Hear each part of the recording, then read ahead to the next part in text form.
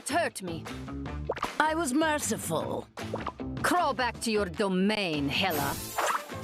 In this timeline, the machines will rule. The doctor has conjured a portal. Ultron is like a plague. We must be the cure.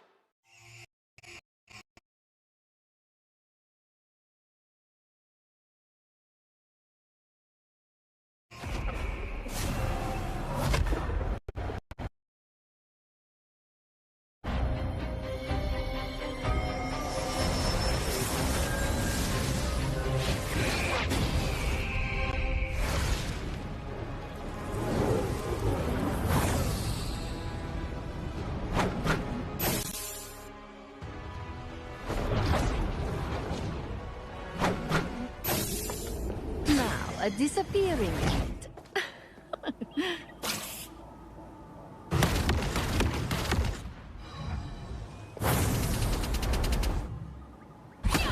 You are under my spell. Pure chaos!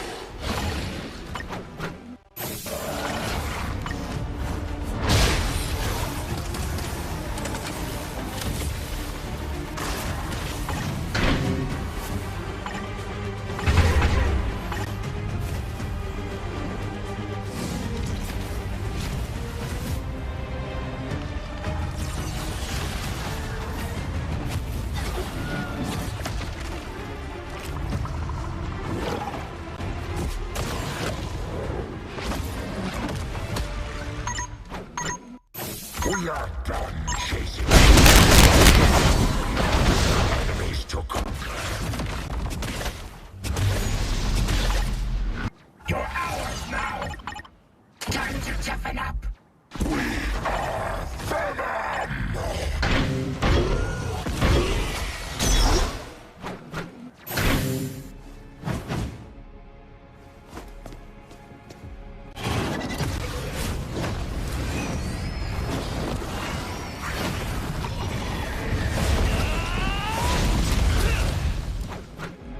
The other guy's been doing a lot of talking for me. You...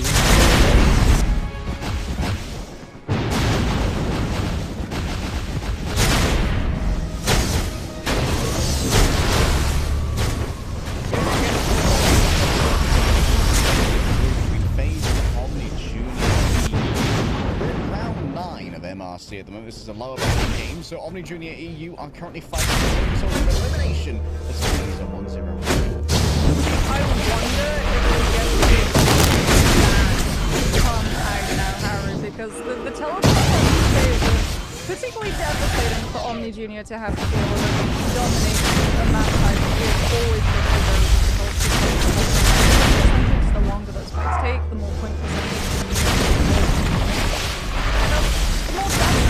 And the more that your hand is forced in terms of just having difficult ultimates about clearing your angle. So looking at the range, you need to know where your enemy is. I think Doctor Strange ban as an adaptation. I wouldn't be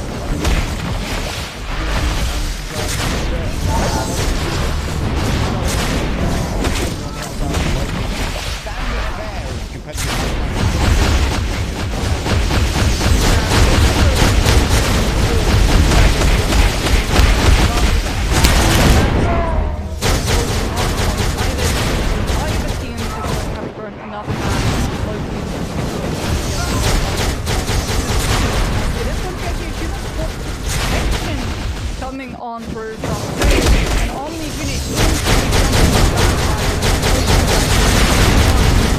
saving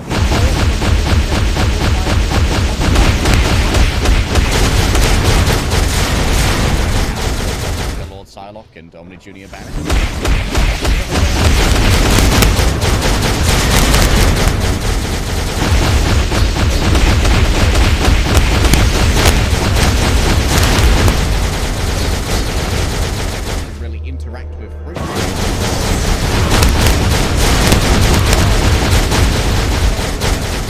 side is dashed.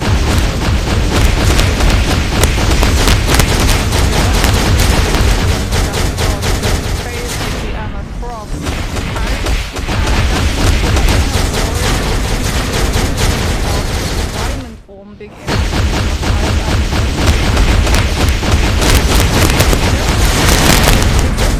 first time. From what I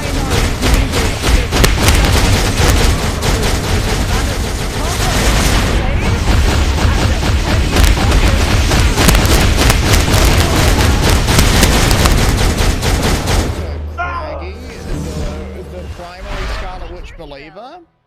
I mean, maybe there was a world where they were trying to like spook FaZe into banning the Doctor Strange to try and get rid of that Arcane Order team up. I mean, it's code, but wait, it's not code. It could be real. We'll come back after our map showcase to find out whether or not this is actual factual compositions.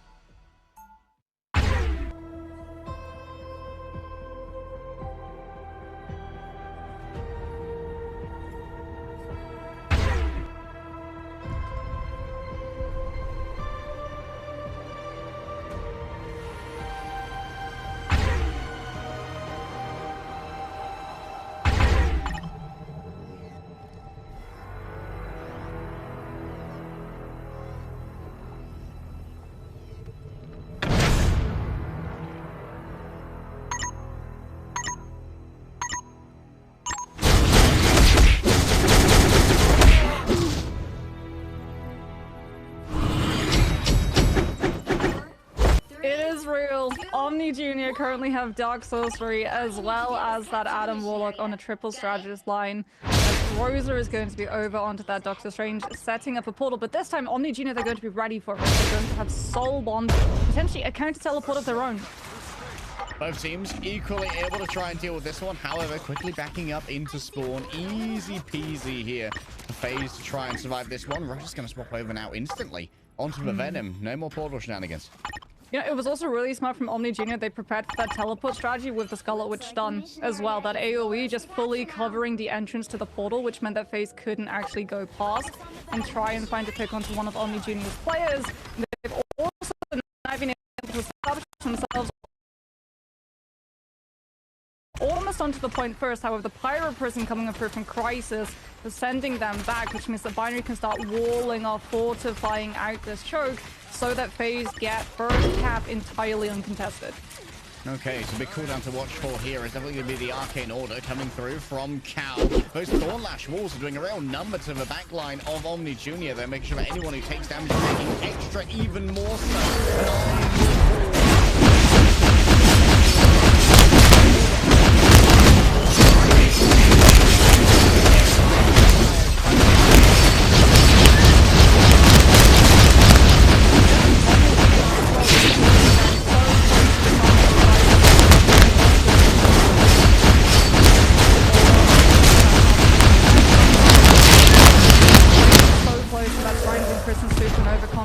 But they don't want to burn all of their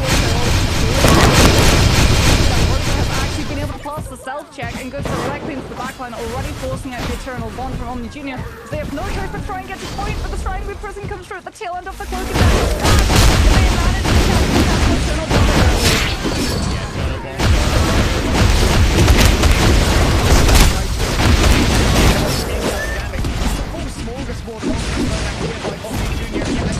Red in the frag feed. Sustainability, the name of the game for FaZe with Omni Jr. putting all of their weapons, catching in the entire. They can't find anything on now falling on down. Even extra damage during the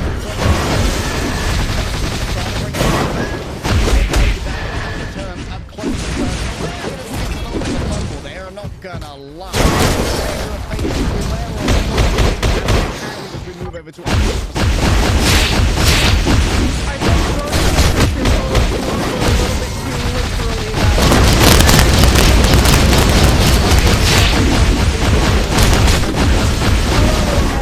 people get get chomped on by that venom. It's an automatic buff. They, even with the overhealth shields the Karmic Revival now provides, it decayed as well. They waited the full 5 seconds so that the decay would start to hit through.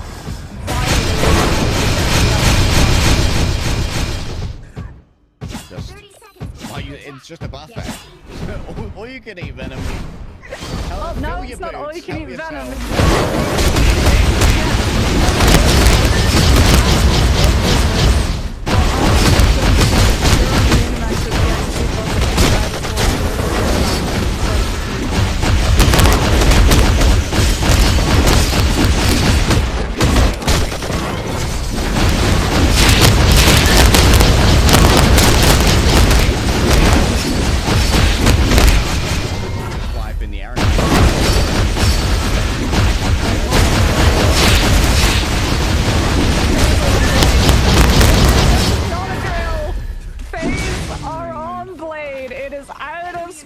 It is real. All we gonna see is sticker and we're not gonna be seeing Omni Junior sticker and long enough for this fight.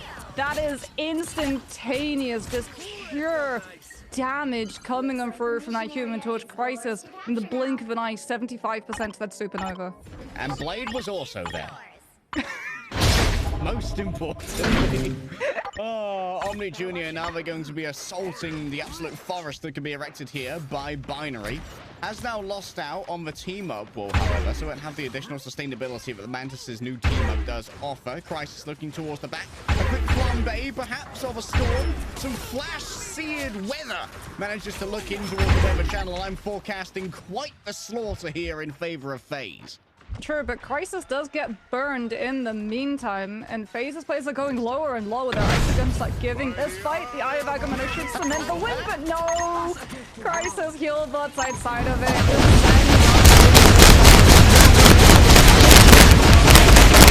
Ignore is there a damage boost because Kevin was using the Eternal Bond rather than the Terror Cape to set up the follow-through. Now the Supernova comes out from Crisis directly onto Cal. They know the Scarlet Witch's location. They don't want to let that pure reality erasure come on through, and they managed to catch it directly in the middle of everything. And the 1000-fold slash, it's real, it exists, it found its target, it did more than just paper cuts. Omni Junior are wiped off of the map.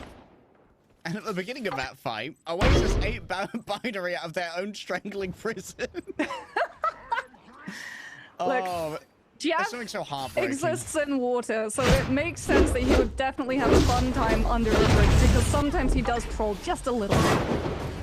A little bit. Here comes the Arcane Order.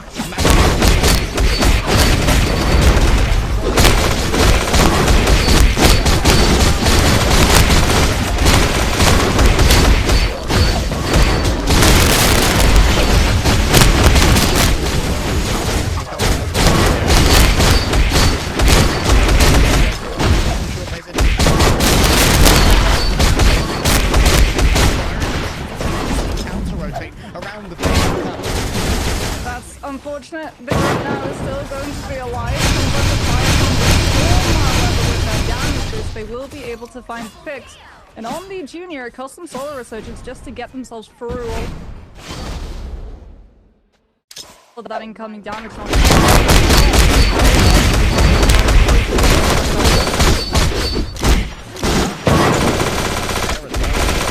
Try and slow this one down a little bit. Rose is already taking a little bit of damage as they tip their toes onto the point.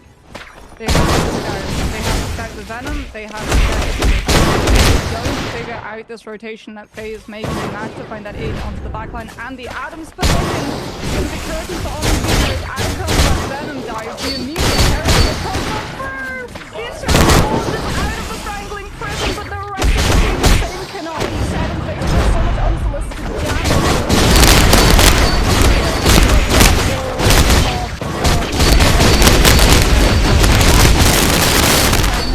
Opportunity.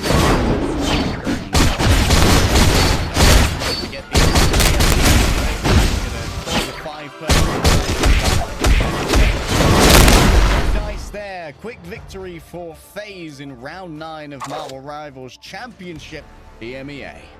Blade's got a win rate. Blade 100%, has a baby. positive win rate. We got 4 yesterday. We got Blade today. Might as well say, because they're hiding some of their strategies. Obviously, they're in the lower bracket. They know that they're going to be going up against some of these other Ignite teams. They don't want to reveal too much, and you can also...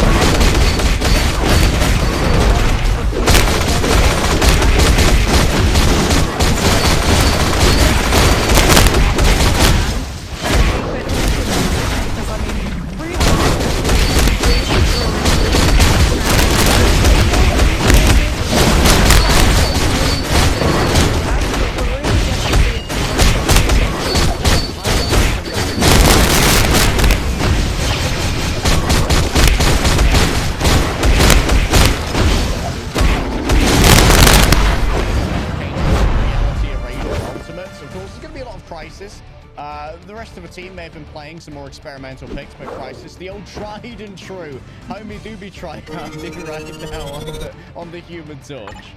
Yeah, the Human Torch just absolutely melting everything inside. Look at the amount of damage that FaZe were able to output in such a small space, dude. There's absolutely nowhere for Omni Junior to be able to run, and they dealt handily with the Karmic Revivals as well, just going for the full team wipe.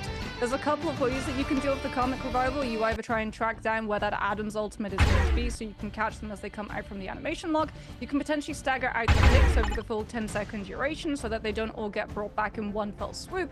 Or, as we saw in that last fight, you can identify that if everyone's off of the point, even if the entire team gets brought back, they're still not going to be touching the objective, so the round will end regardless, and that's exactly what FaZe are going to do every single time they deal with the threat. Our own calculation to do with one.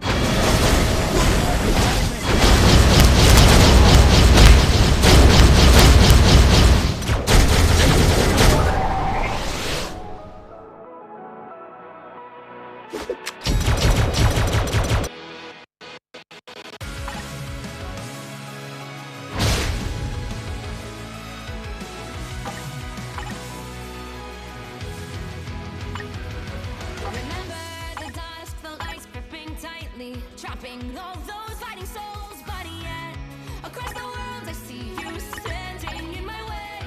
I remember the time, the place we used to fight, like the sun and moon, and I wonder if ever there was a time that we were friends. The night has fallen, shadows looming, and yes, that time has come for me to seek you out. We are set now for our last reunion. Break the chains, find your way, come find me.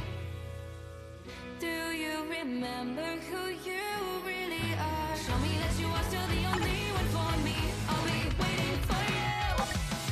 Wake up, open your eyes, raising up your fists and smashing through time walls. Before the rift splinters again, the arrival till the end. Rise up, open your mind, hold on to your shoulders now.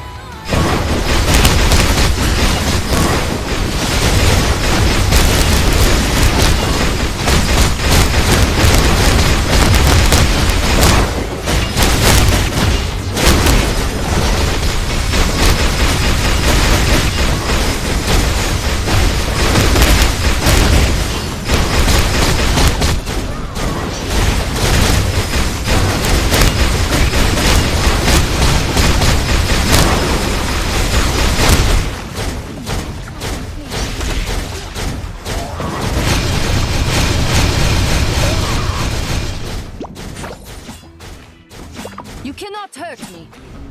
I was merciful. Crawl back to your domain.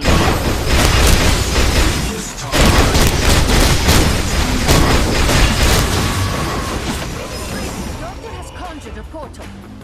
Ultron is like a plague. We must be the cure.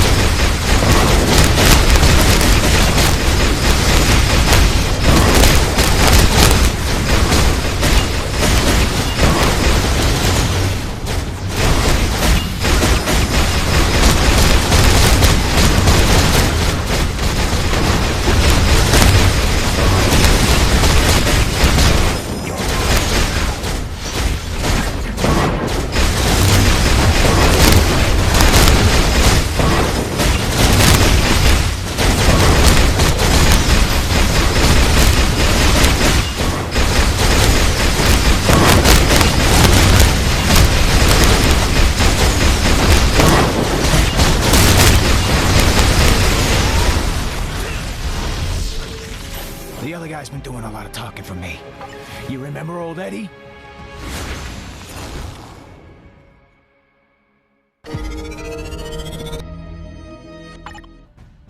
Heroes and Villains, round 10 of MRC EMEA is finally here, and we are going to be starting in our upper bracket. Here on the game, we have Chomsky going up against Insomnia.gg with so many familiar faces, Mox. Yes, and it is going to be round 10, which means it's a BO5. We have a potential 5 mapper here on our hands, and this is going to be a little bit of a taster before we see both of these teams up into those Ignite positions. So I can't wait to see, especially because Choppity have been following them through the bracket. They've got a lot of really good talent. They picked up ow2&pvz, most notably, coming on through from the side of Old Business, which means that their silos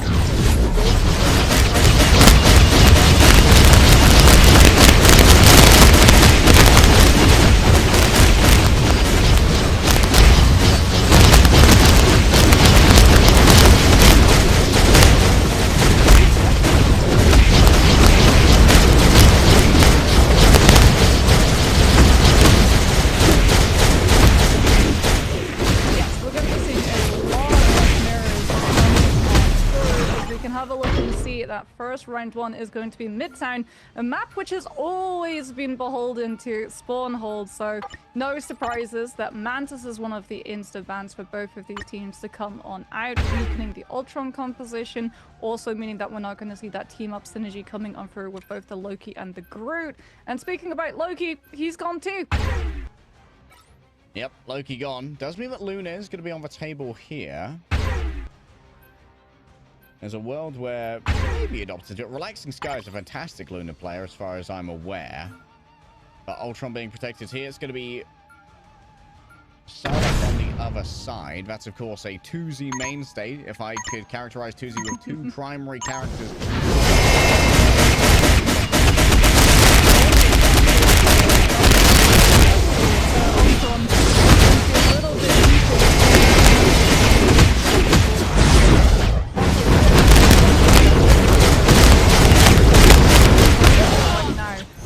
Players are going to be very, very happy with all of their resources available, which is going to be the next thing that has now been removed. So no strangling prison to put some pressures into Cloak and Daggers having to save their eternal bond and use the CC immunity to dash on out of that ultimate AoE. Magneto also still stuck around, as does Captain America, and that's going to put a lot more pressure on keeping the Emma Frost in play so that you can prevent that dive when it comes on out. But if you keep the Emma in play, the Psylocke becomes stronger, so this is a little bit of a damned if you do, damned if you don't situation in terms of ban drafts. Bit of a conundrum here, but both Pasuo and Beetle are going to be happy to see that Captain America is still in play, and of course, as you said, Emma, a necessary protect here to make sure that the Psylocke's going to be operating at full power.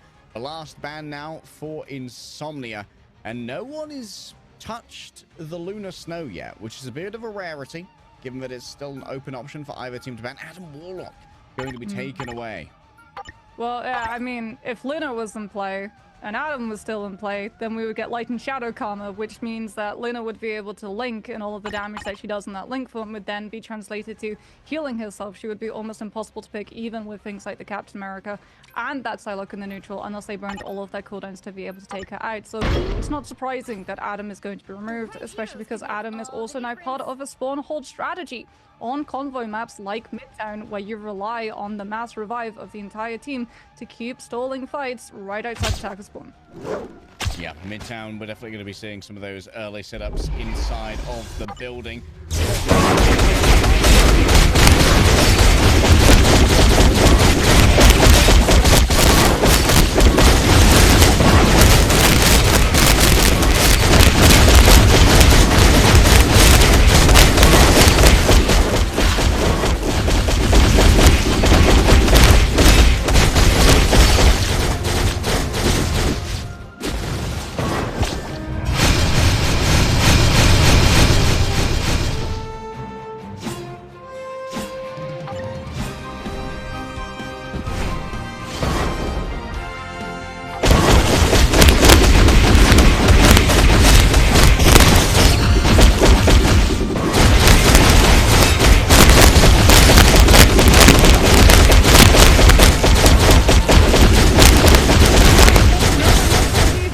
It's another triple Vanguard, triple strategist hold, and you can see that Insomnia are already anticipating it. They've got all of the duelists, the Punisher, the Storm for the damage boost, the Chopsy are trying to hold and fortify themselves. And the get the maximum amount of Valentine all of those stacks of plays. But Chopsy, they're not playing in those small rooms because they knew that the Squirrel Golem Moon Knight were coming. They're out in the open to deny some of that ultimate charge. Yeah, don't want to bounce around too many of those projectiles in a tight space, so it's just sitting down main. A route outside of the LOS here of news, so a follow-up is not going to be available. But when you're in such a tight corridor, eventually you're going to be eating the acorns. Out comes the fists of Khonshu already, but Khonshu for now can't find themselves a brawl in the street. Out comes the Cosmic Yarn Amplifier, additional damage going to be deployed.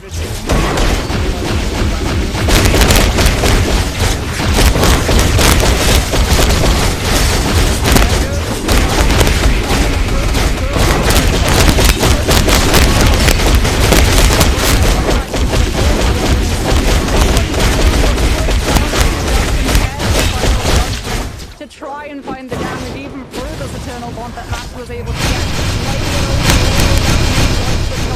Keep themselves full, alive, and able to stall at this point yet longer. Beetle on that Doctor Strange too. It's going to mean that we have to watch out. Roll it back yet again, and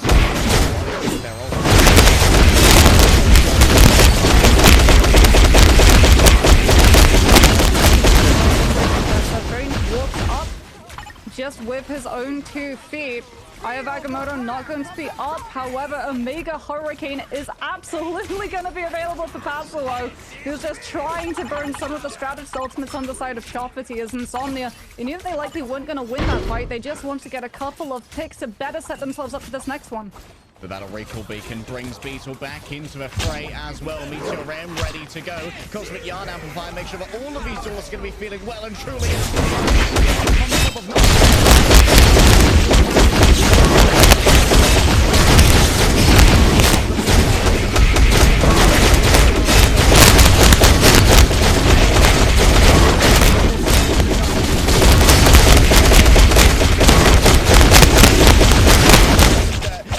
Going to be unnecessary. Vertigo dancing away. Now as New waits for an opening to let loose with an absolute tsunami of mammalian power. I think they're holding on to it. Potentially for this fight in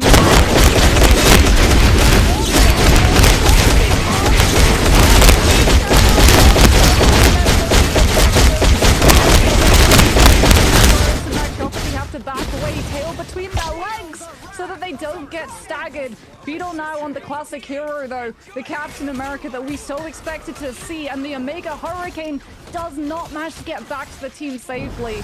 All of the target, and Insomnia is slowed down entirely. Yeah, Insomnia at this point are just looking to try and spend their ultimates potentially though, so they can start rolling over to more.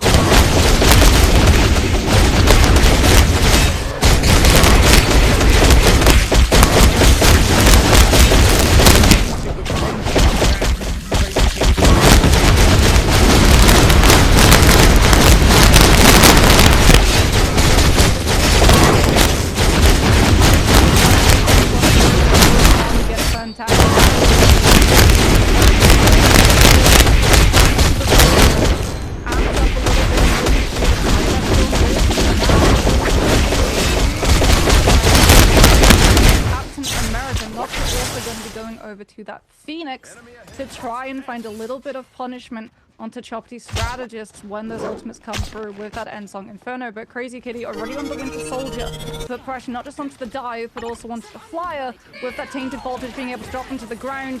And Chopty, without full control of that space, open up the fight with Psionic Seduction. The way that we see is they had no way of clearing out those angles aggressively first, but they've already lost the Captain America to Insomnia being able to get them into the flank.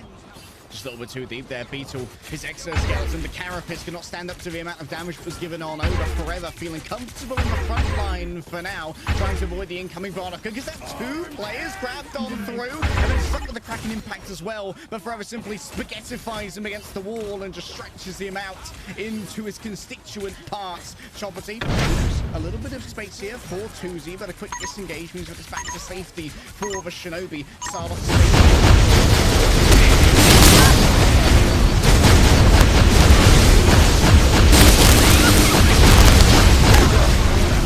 Choppity yet to break under the pressure. Iron-willed when it comes to his ultimate strategist. 2Z knows it in the back. The Dance of Butterflies cannot be sent on over as Doctor starts to use the animation cancels for maximum output. An attempt to isolate one player in the Dance of Butterflies could be cruel here as Choppity managed to drag themselves together and stack up under all of the damage in towards the back line. Twisty manages to send in the knife and twists it as well to start taking apart the meat of Choppity. Insomnia found the pick onto Mash, who had the Eternal Bond. It's up to Beetle to stall the fight for the Cloak and Dagger to come back through with that Freedom Charge, but they're losing player after player. 2Z comes up with the Dance of the Butterflies, but he's not going to be counted as contested. Choppy have to have an actual body onto that objective, and again, it's going to be a reliance on the Eternal Bond to keep these players off and alive. Beetle's able to jump into it and sustains with the heals per second, and the end song inverted from Crazy Kitty punishes Insomnia as they try to back on out and wait for the ultimates to be done. Yeah, being blown apart by some sparks that were pre-made by Crazy Kitty. All the prep that was needed to try and make that ultimate work on out with defensive usage of the portal here. The pentagram of Farala blocks a little additional space away from Insomnia as with 10 seconds remain. They have to advance towards the cart. It's going to be KP moving in first. Forever 7-7-4, looking for 7-7 more. And Twisty wants even more than that. Mash underneath the tenderization of the Shinobi equally is going to find themselves fragged on out. Vertigo trying to come back quickly on the Jeff, but the marine life can't stand up to the grasp of death that's given over by Insomnia as the Eternal Night claims yet another point and we move to C. What a clutch call from Twitzy, just dashing past the Emma, anticipating the Sonic Seduction from Choppity to catch Insomnia as they move into Subway Tunnel. But the Solo can dance with the butterflies, you can't target her, you can't actually silence her with that Sonic Seduction. So because the Emma is so far forward, she's not there to be able to absorb all of that damage coming on through from the dashes, and Insomnia have the damage to finally be able to break through second and third. But they have so little time, they cannot afford to lose a singular fight here, as they can just be held by both the Captain America and the Solo dashing on through at the beginning opening of the fist folding, and that's exactly what's going to occur. Susie invests the Dance of the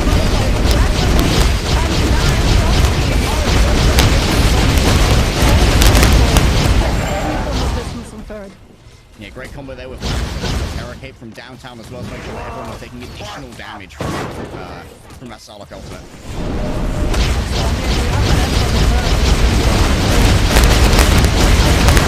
Space, the upbeat and scouts out where the Sarlacc is looking to set up an off-angle rotation from. I'm chopping up all of the information from the fight. That's exactly what Crazy Kitty wants to do with the Kraken impact. Crazy Kitty lies in wait like a trapdoor spider. Oh no. Opens the door and it's slammed.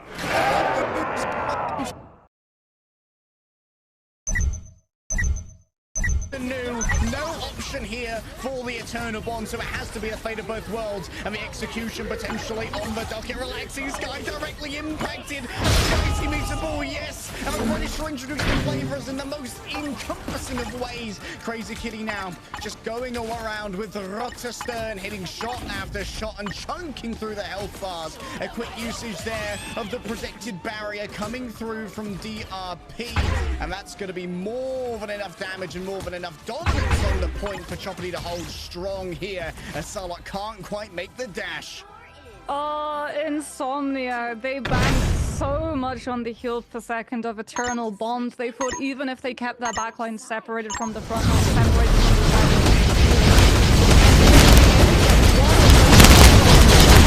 the Cloak and Dagger ultimate before the pick comes on through, but it's such an aggressive move that comes on out from ow2, and it just catches New even through the cloak and daggers. The dash hadn't completed. The heal per second hadn't actually started kicking on out, and the cloak and dagger still takes damage even in the dash form, which is the reason why cloak and dagger players absolutely hate Hawkeyes in the lobby. What an aggressive call from Choppity to just shut that push down before it could even start. Value City as well from DRP. Getting 2 off of a fully charged Meteor M.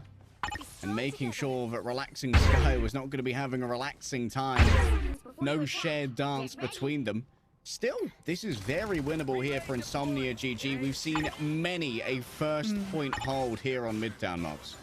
Yeah, Choppity at the moment. I mean, DRP is already onto the Squirrel goal, but likely when they scan out the triple Vanguard, triple Strategist hold, we're going to be seeing even more swaps of the composition come on for something like that Moon Knight, something like the Storm that we saw Insomnia used to its brute force one-sided damage boost against their opponent. Choppity are going to have to deal not just with the 6 players on the defense, but also that Rocket Res being able to bring them back, effectively placing them into a 6 versus 7.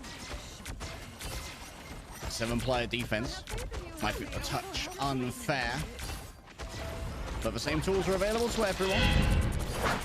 With the eyes on Mash here, maybe a well-placed force for this really.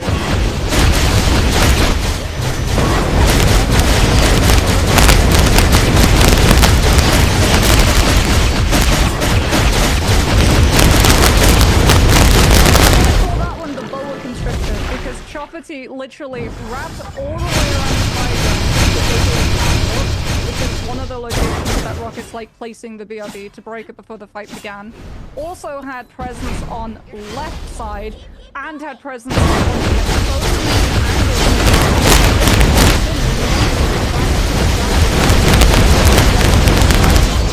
faces so that you can get the most amount of heal AoE for your cloak and dagger onto everyone with all of those shoots up health bars. And Choppity managed to punish it. Now that we've seen the swaps come through though, is the composition going to have the same amount of firepower as the Winter Soldier?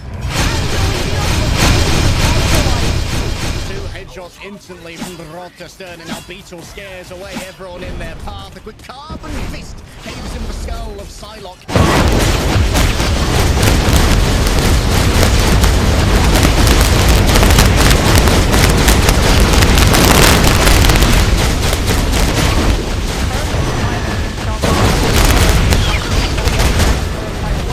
Before Insomnia have the opportunity to exchange any ultimate other than that Luna's. Now we're going to be seeing second come on through Insomnia. They need to win one good fight to be able to hold this position, have the verticality, punish Choppity's rotations that both the Psylocke and that Phoenix really want to be able to take. But DRP, with the Squirrel Girl Tsunami, can just send it directly into Subway Tunnel, and Insomnia are going to be forced to burn something like a bomb. Yeah. Trying to have to use one of those too early. Already an array of shields has been brought forward in the face of Beetle. And the Eternal Bond as well is going to have to be used in response to this. Choppity going to go for a disengagement. But wait, no, they're going to recommit to this. Mash is outside of the invisible boundary, though. It's a little bit of a fumble, honestly, from Choppity. They got everything they wanted and could have disengaged. Yeah, Insomnia now, they won that one fight that they were looking for too. It costs them the cloak and the Psylocke ultimate, but Choppity are going to be swapping off their composition. Squirrel Tsunami is actually going to be now converted over to 50% charge for that Meteor M to put more pressure onto Insomnia's strategist line, as well as try and keep pace and have the CC immunity to dodge away from both the Kraken and the Thermal. Insomnia can use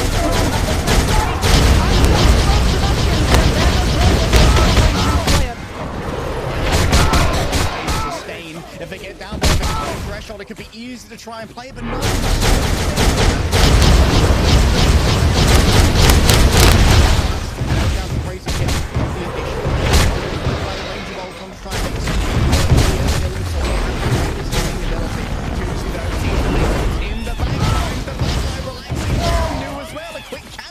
Of a dance on the stage, so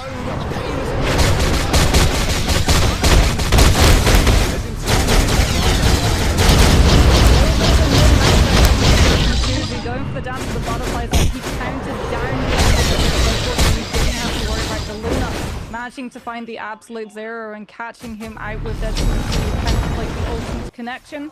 Now Choppity have won that fight, have the Meteor M as well as the Psionic Seduction to buy match the opportunity to build up to that Eternal Bond that you don't even have to worry about a one-shot stopping it early. You do have to worry though about Bionic Hook. Nocta's position has to be mobbed. Early advantage here when it comes to the ultimates to trying to shut down New here. From downtown, it seems like there's not going to be a big connection coming through from a Meteor M. Tuzi's isolated. Will be able to get health back in their own right. And Crazy Kitty now going to turn up the tempo. Moving forward, trying to isolate Forever 774. There's going to be a desperate roll towards the carbon beast will beat them. Now that's Massimo taking their feet on this. But with only a piece remaining in very few players to try and play with. Insomnia with the last thing ever to disengage. They've got to go to reset one fight between Choppity and Victory. Oh, the Saga too.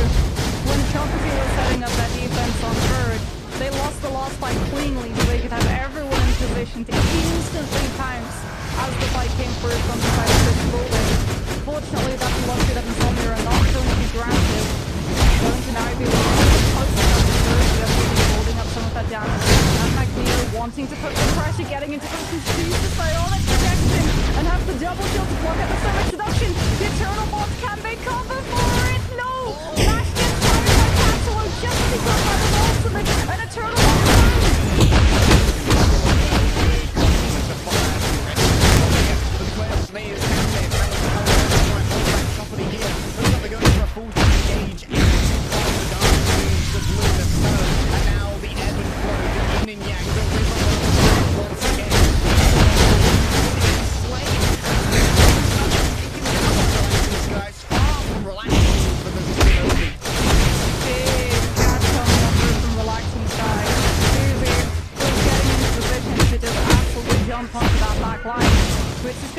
to the butterflies. We can hear it going off. However, Crazy Kitty with the Rage Vulcan should be able to keep all of the players on the side of Choppity intact.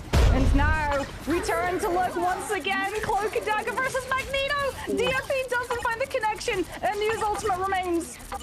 Unfortunate miss from DRP. A Terror Cloak almost available once again as well. And that's Choppity once again back to the drawing board when it comes to the resets. They refuse to actually finish a fight here and consistently force out these resources. It's KP's turn now to move on forward. Forever 774 taken from the back here. Tuzi can't commit though, knowing that the meat of the Vanguards is a little bit too much to try and break through. Passimo takes to the skies. Shields could be erected in but a moment here, but they choose Pencil as their primary target, knowing that exoskeleton can easily be crushed by the auspices of a Magneto. Rolling forward, claiming the space off the back of the Eternal Bond. New isolated, and a quick 1-2 from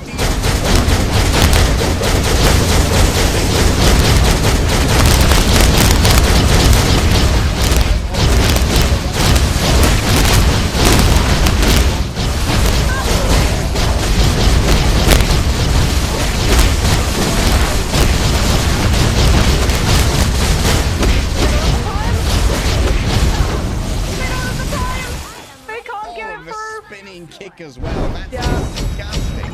The body block. Beetle goes into diamond form, jumps through the portal, and then body blocks any potential contest before the objective can hit its mark. What a play from Choppity. I mean, the back and forth on third, where we just saw so many ultimates invested. It really was, though, just a matter of them, with the time that they had available, building up economic ultimate bank and cashing everything out in one fell swoop. Yeah, Choppity has been one of the rosters that was one of the most exciting products of the EMEA roster mania. So it's exciting to see them really being able to leverage the talent that they've got on this squad. Tuesday, of course, walking over the MVP. 22 final hits. I mean, that's why in this night.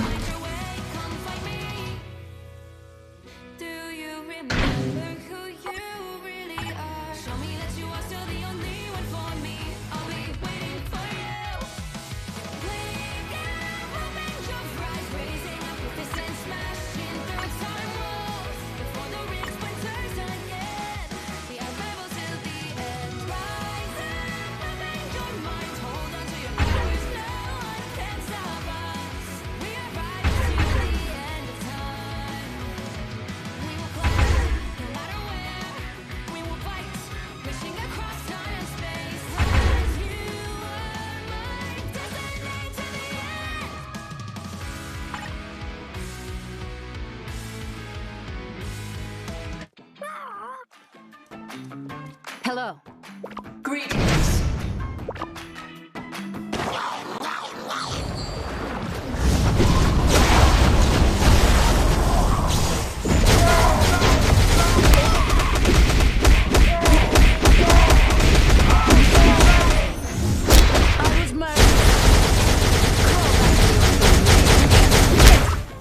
In this timeline, the machine.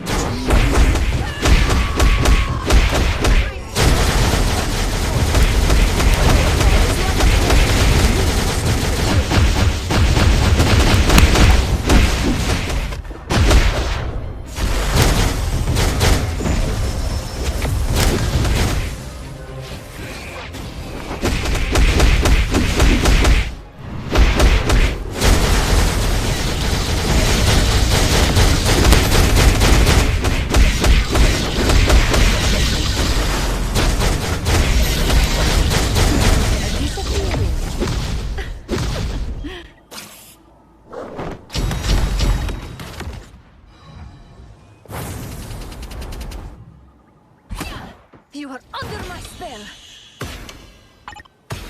Pure chaos!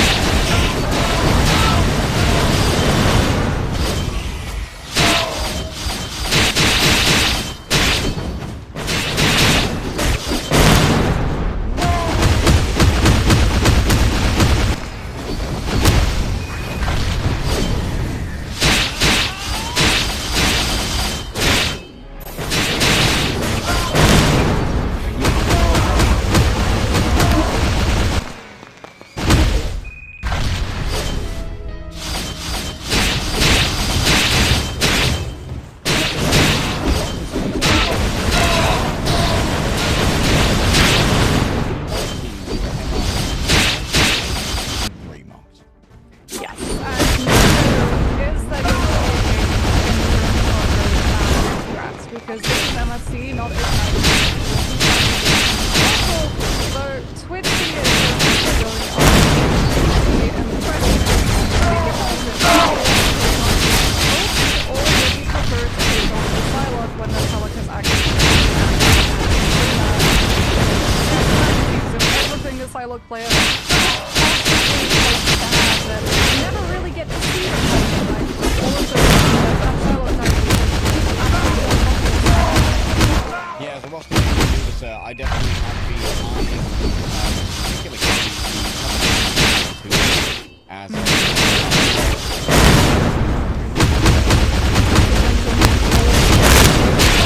because obviously Psylocke do the work. The skill they have on those heroes.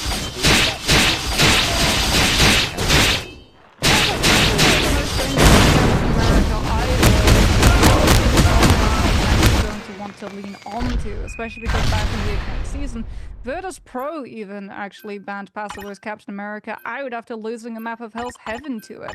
As we can see that Captain America is still going to be up and running currently. The Ultron yet again is going to be saved for Save Choppity, and now it's up to Insomnia, as the last time we saw the save of that Psylocke, which then led directly into the ban of the Human Torch, which I'm expecting is likely not going to be changing, as Celestial Husk is a very good map for Human Torch, and indeed, there he goes. Maybe there's a world where Insomnia.gg feel like in the break they managed to work out all the problems that occurred on the previous run-through of Midtown, and maybe they don't really need to change up their roster that much. It's true that they did make it quite far on Midtown, and a couple of fights here and there that were better managed. Maybe Insomnia walk away with that win. It's going to be Venom that's banned away this time by Choppity. Yeah, you sort of have to pick the Vanguard that dies with that so if I pick Venom and skip potentially combined because a lot of life is brutal, especially if it's played alongside so you don't have to worry about a 12% damage boost coming from seemingly nowhere, as Insomnia decides to go to the save yet again of that Emma Frost. So the Psylocke starts gaining more and more resources, and Luna once again has been able to slip through unless she gets taken out in these two last bans. Maybe there's a world where these teams are a little bit more comfortable bringing out something like we saw both teams pick up the Rocket for their 3-3s previously. It's going to be Doctor Strange taken away here by Insomnia. There's going to be no surprises coming through from Pentagram of Ferrara recontests in either the last moment or the first. Yeah, that first fight, not going to be finding an immediate first pick, and it really is going to be a battle of the first fight. Both of these teams are going to have access to the Captain America and the Psylocke and the Luna and the Emma. So whoever wins that first fight is going to be stalling the second for a very, very long time.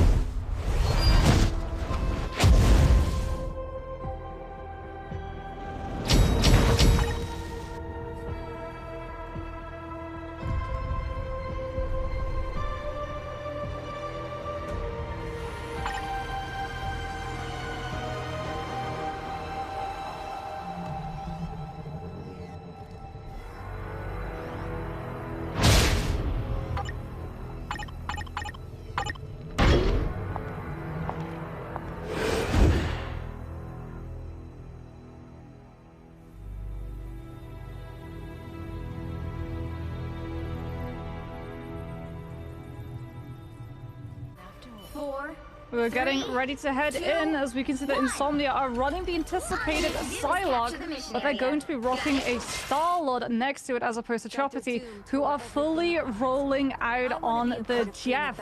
Vertigo is going to be able to provide a lot of speed bubbles so that Choppity can really quickly rotate, as well as keeping up pressure on these flying components of that Star-Lord, who's going to have to duel not just the Ultron, but the Jeff in the sky too. This will do nicely. Nocta, and it may be an attempt to bait there, coming through from the Jeff, and it works out. The trap is sprung here for Susie, now looking in towards the remainder of the backline, and guess who's going to be joining them?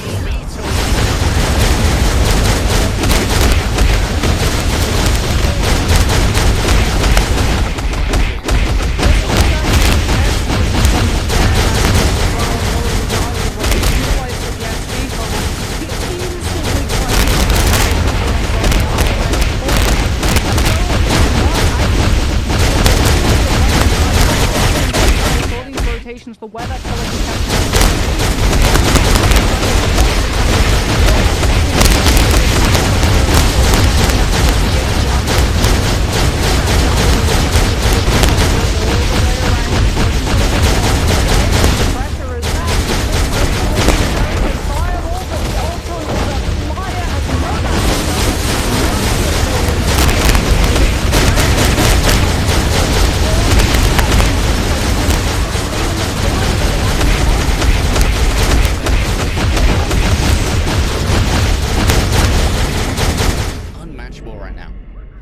Insomnia, the only way that they can match their speed is if they go for a Jeff themselves.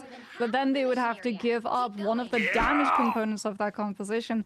Vertigo is going to have the It's Jeff. Nocta actually is swapping over to the Atom, so you bring more damage to the table. A res, as well as the fact that you have that Soul Bomb for this next fight, as they don't have a Stratus Soul Smith to try and live the damage that's going to be coming on through from the Dance of the Butterflies when ow2&pvz strikes. The Emma should be moderately threatening here to try and keep Beetle at bay. The Carbon Crush is that eternal little bit of damage that's going to be coming on through. Soul Bond already used here by Nocta to respond to the incoming damage that was going to be layered up. But I think that Twitch actually managed to miss there on their own ultimate, which is a little bit too low to the ground. And DRP catches themselves a spicy meatball from Pasuo. Out comes It's Jeff. Question is, who's going to be caught up here? Pasuo is going to be the primary target.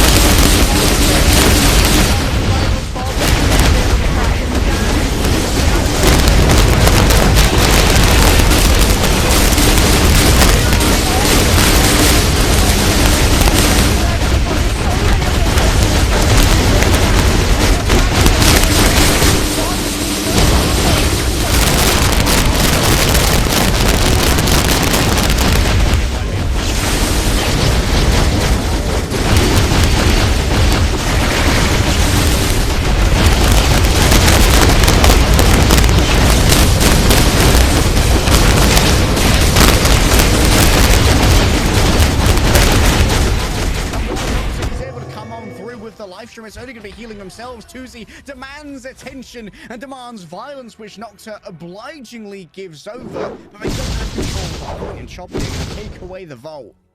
ow2&pvz is impressing, not just in terms of mechanics, but the macro and game sense that he's showcasing right now, putting the pressure onto the Adam so that Nocta is zoned out of that fight entirely.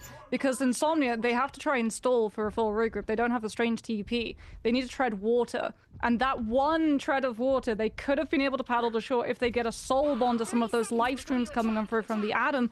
But ow2&pvz pressures his position so much that he just can't walk past the Psylocke and on to the point where the fight is happening to have any of those resources connect to his team. And overtime burns out so quickly. Oh, man, ow2&pvz's on a bit of a crazy one right now. Dance for Butterfly is already going to be available here for ow2&pvz. I believe that...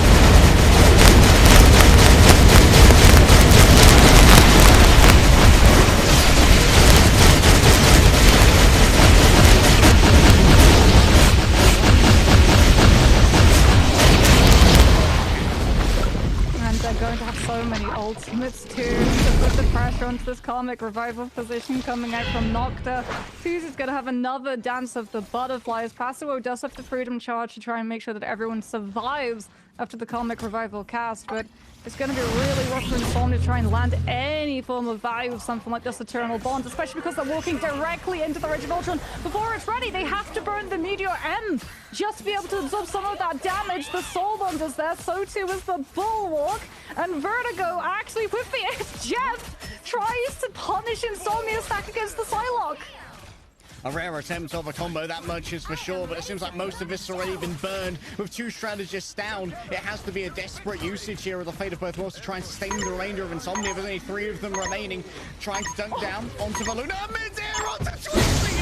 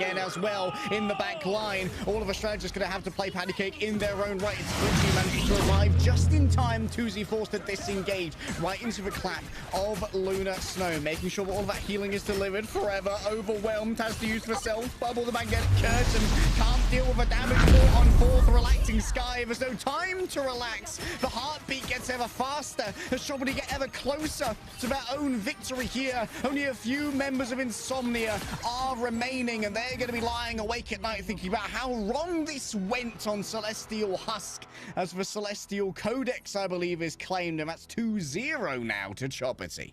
Yeah, the failure to find that flip on the point, that's what's going to haunt them.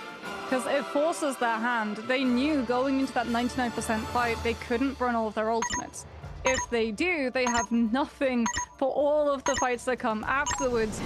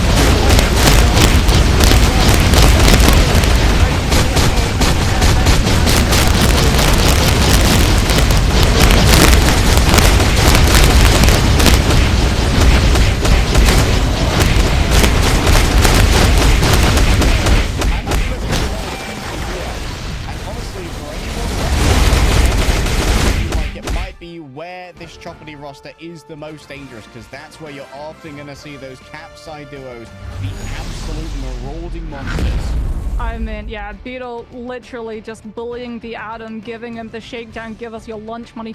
This Dunk Master was insane. DRP, it stands for Dunk Master. It has to. Just turning around with that Meteor M, making it look like he was going to go for a strategist who's grounded, protected by the shield. Everyone expects that's where the Meteor M is going to be hidden. And then the Psych 45-degree turn, instantly clocking into the sky.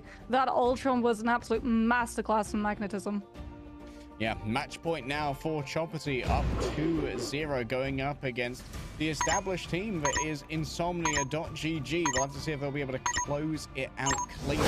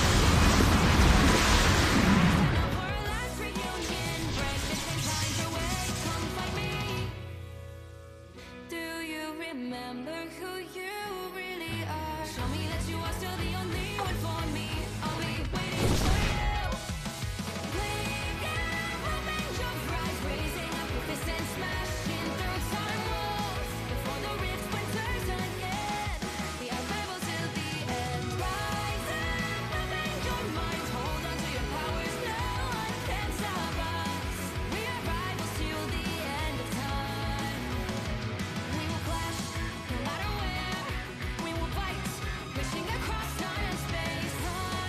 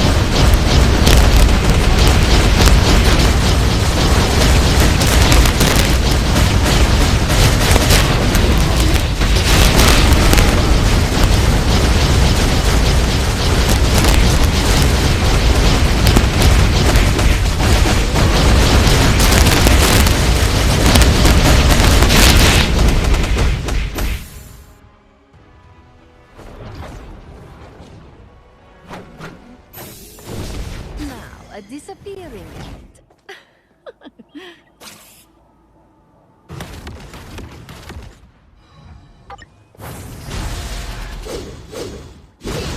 You are under my spell. Pure chaos!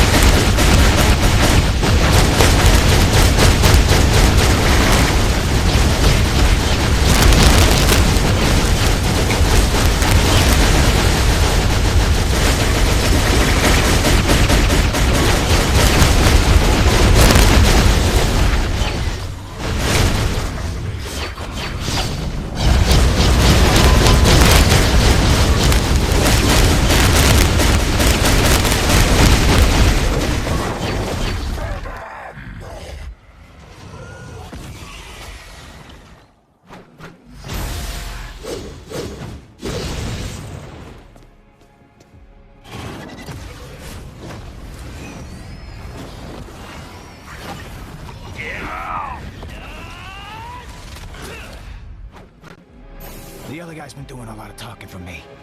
You remember old Eddie?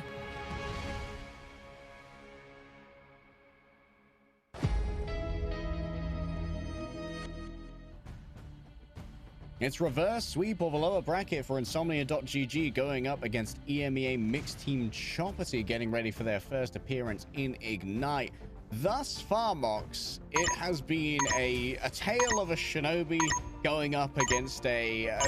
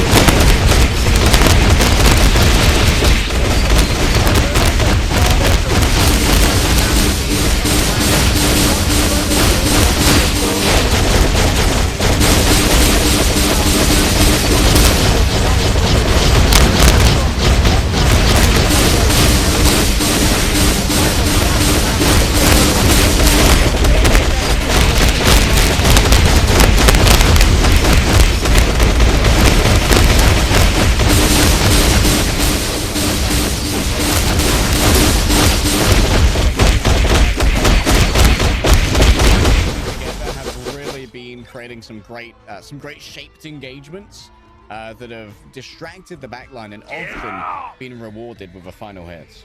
Well, that's a change for the books. Insomnia go for an instant ban of the Ultron, not targeting 2Z or Beetle's hero pool, but removing resources that give them stability and sustain within that dive that they like running. And that means that Crazy Kitty now is going to be forced off of the Ultron. Choppity going to be instant banning out the Loki before it can be saved. Is a clear given, as if they do want to run something like that Psylocke, having those doppelgangers up to be able to draw attention of those dashes on Dance of the Butterflies is definitely a resource you want out of the way. Alright, Mantis projected here by Choppity. That does allow for some kind of remote...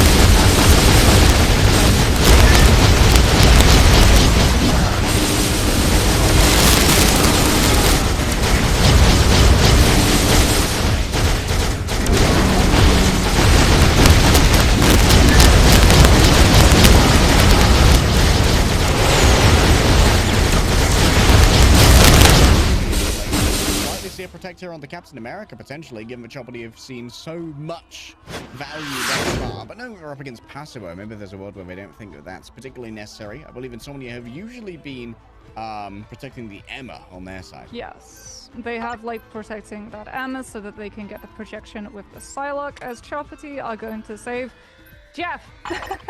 Okay. Well, this is a good map for Jeff. There's a lot of environmental positions for is Jeff to take people off of the map, and not only that, there was actually a strategy. I wonder if Choppity are going to adopt this. Peps played it where they had a very specific Jeff composition dive that they played to specifically take first point on Hall of Tajalia, and then they swapped off of the Jeff. They wrapped all the way around the left side and came on through with a Venom and a Captain America dive. And given the fact that previously we'd actually seen a Venom ban coming through from Choppity, the absence of that sends alarm bells in my mind. That means that potentially we see it popping up at some point this map. Could they be trying to bait a Venom ban here? Oh, okay, Luna's gone. All right. Now for Choppity. How do they want to try and play this one? I mean, it feels like... If they remove Emma, like 10 out of 10 mind games coming on through from Choppity. You get the Psylocke, but you don't get the Idle Aura, and you don't get the...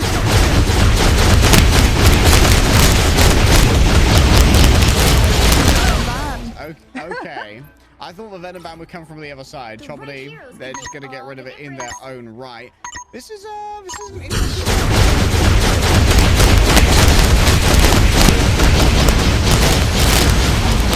Choppity, they preferred running the Psylocke with the Captain America for sustainability and just bullying the backline and being able to stay in that permanently, as opposed to Insomnia, who have previously run the Venom aggressively to combine the Piece of the Abyss, as we get ready to see whether or not Insomnia can find a reverse sweep.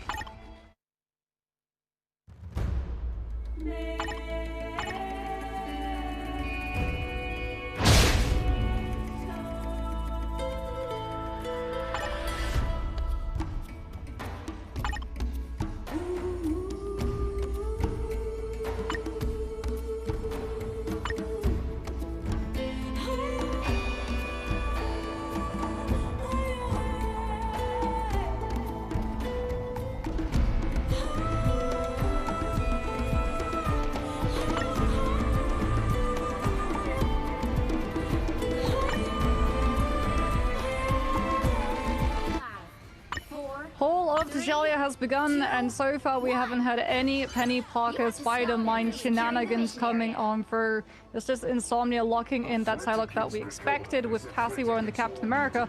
But something that is unexpected is the fact that Choppity don't have a Psylocke of their own. ow2 is actually going to be onto the Phoenix, taking it into a duel for lane control. One wanting to dive, the other wanting to play both frontline and flank.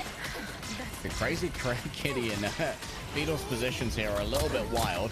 Twitzy already getting all of those resources coming through from the Mantis, but it's going to be quite difficult to get onto Ow2 here. Twitzy would have to invest themselves an entire dash to try and make it happen, and their disengagement options would be limited, attempting to try and get rid of that Cloak and Dagger from both sides. ow2 is just doing so much damage that Twitzy can't stand up to it. As for healing resources, they're concentrated elsewhere with so much damage being taken by the Magneto, and even then the stream, the joyful splashes from Jeff are too much to stand up to, and Beetle manages to chase down the remainder. Yeah, Choppity are just spreading the dive. They're splitting Passivo and Twitzy so that the times are out entirely. Passivo is forced to get out because of the Terror Cape at the same time as Twitzy is looking to go in. So the Psylocke doesn't have the Captain America's hitbox to hide behind and gets taken down in the duel between the Phoenix. ow2, by the way, already has Ensong Inferno. Bro's doing damage right now.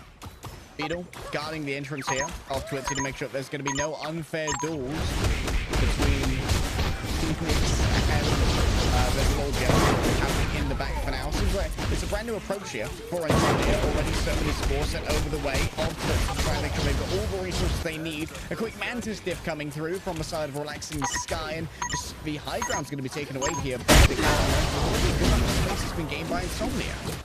Insomnia going to have to worry about the wombo of the Phoenix and the Magneto. Twitzy comes on for the Dance of the Butterflies, but it's entirely nullified by the healing coming over from that Eternal Bond. Forever doesn't have that Magneto Meteor and cancel either, and DRP in exchange manages to find it, and that breaks the back of Insomnia's sustain potential.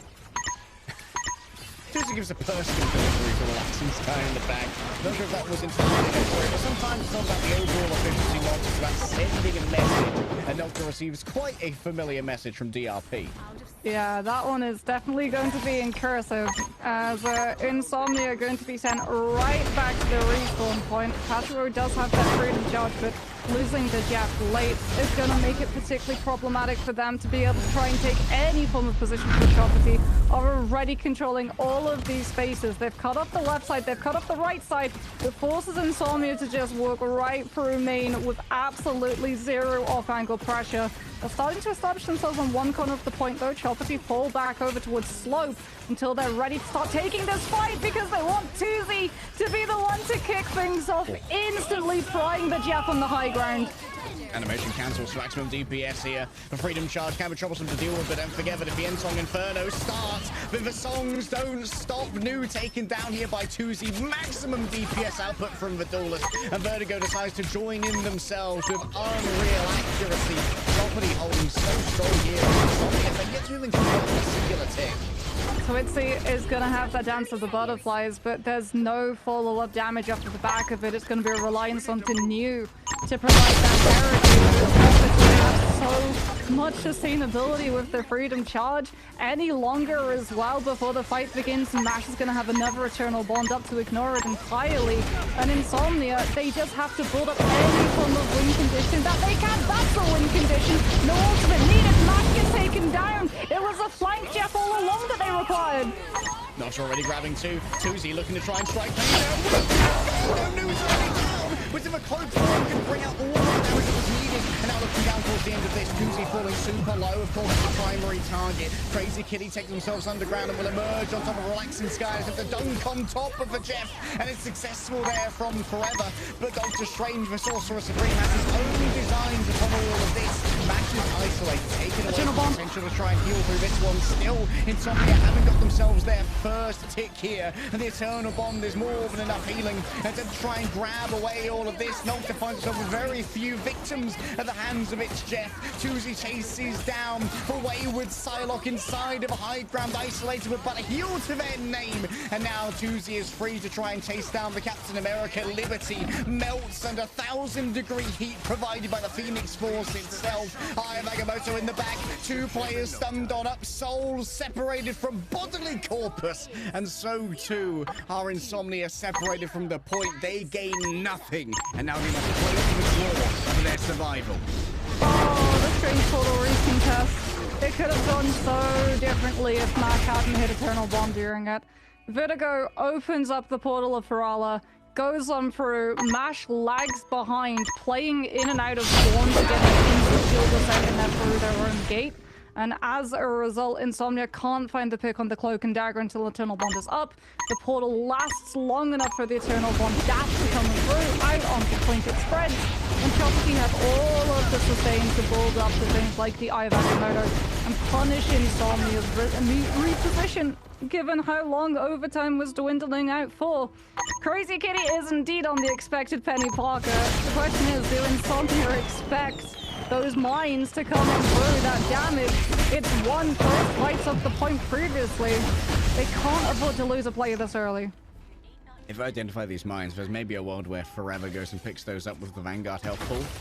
Lets their strategist heal it up after a round starts to get some free additional charge. I don't think that's going to be the case here. Now Chocolatey have to make the decision. Are they going to commit to that Phoenix once again, or on the offense do they value the flank pressure that perhaps could be provided by Tuzi on the side? The problem for Insomnia is that they got so little. They got a sub 0% of the point. If they fall to a portal fight where Chocolatey just go aggressive rather than going for the teleport as expected on the high ground and just instantly drop on these strategists, it's game. All right, damage boosted Arcane Order here. Tuzi going to roll out on the Scarlet Witch. Remember, they don't have much space to give here on the side of Insomnia, as they didn't manage to get that first tick either. Beetle already taken down by Twits here. Distraction in the back, yes, but still a successful frag. Destiny yet another. A quick trip to the Dark Force dimension as both. Mash falls down to Passio, and it seems like it might be Insomnia finding everything they need off the back of this engage. Big value from Yeah, huge coming on for Insomnia. They survived that first and brutal test because, like you said, since they just need one tick for Choppity, Insomnia can't actually afford to be off of the point at any point and stabilize and give up percentage the way we've seen things previously before they're ready to take those fights. They have to make sure that Choppity never are allowed a permanent foothold on it, which means that they have to prevent any brawl fights from coming on for a catch every single rotation before Choppity has the space and can set up multiple angles trying from one specific player. Off angle coming from Fraser Kitty could demand attention. Twitzy into the back. Yes, there's Metallic Bulwark coming through from Magneto, but it's carved through rather quickly. Tuesday noted on the disengage. Twitzy. More distraction happening. Jeff and the Captain America at this point. All Liberty is doing is stalling. Yeah, this is why the portal fight was going to be one of the hardest ones for Insomnia to take. Now, every single time, Choppity have to walk through these positions, which allow Insomnia, already set up with the Captain America and the Psylocke, to choose when and where they go, where those ultimates hit, who they hit into. Choppity, though, these slow pushes, they've been holding onto their ultimates. They haven't actually been mirroring any form of investment. They know that they just need one fight win to just take the entire series. Crazy Kitty using their ultimate a little bit earlier here. Out comes the Meteor M, but where do you want to try and put it? Two strategists grabbed up here. Where they're going to put them?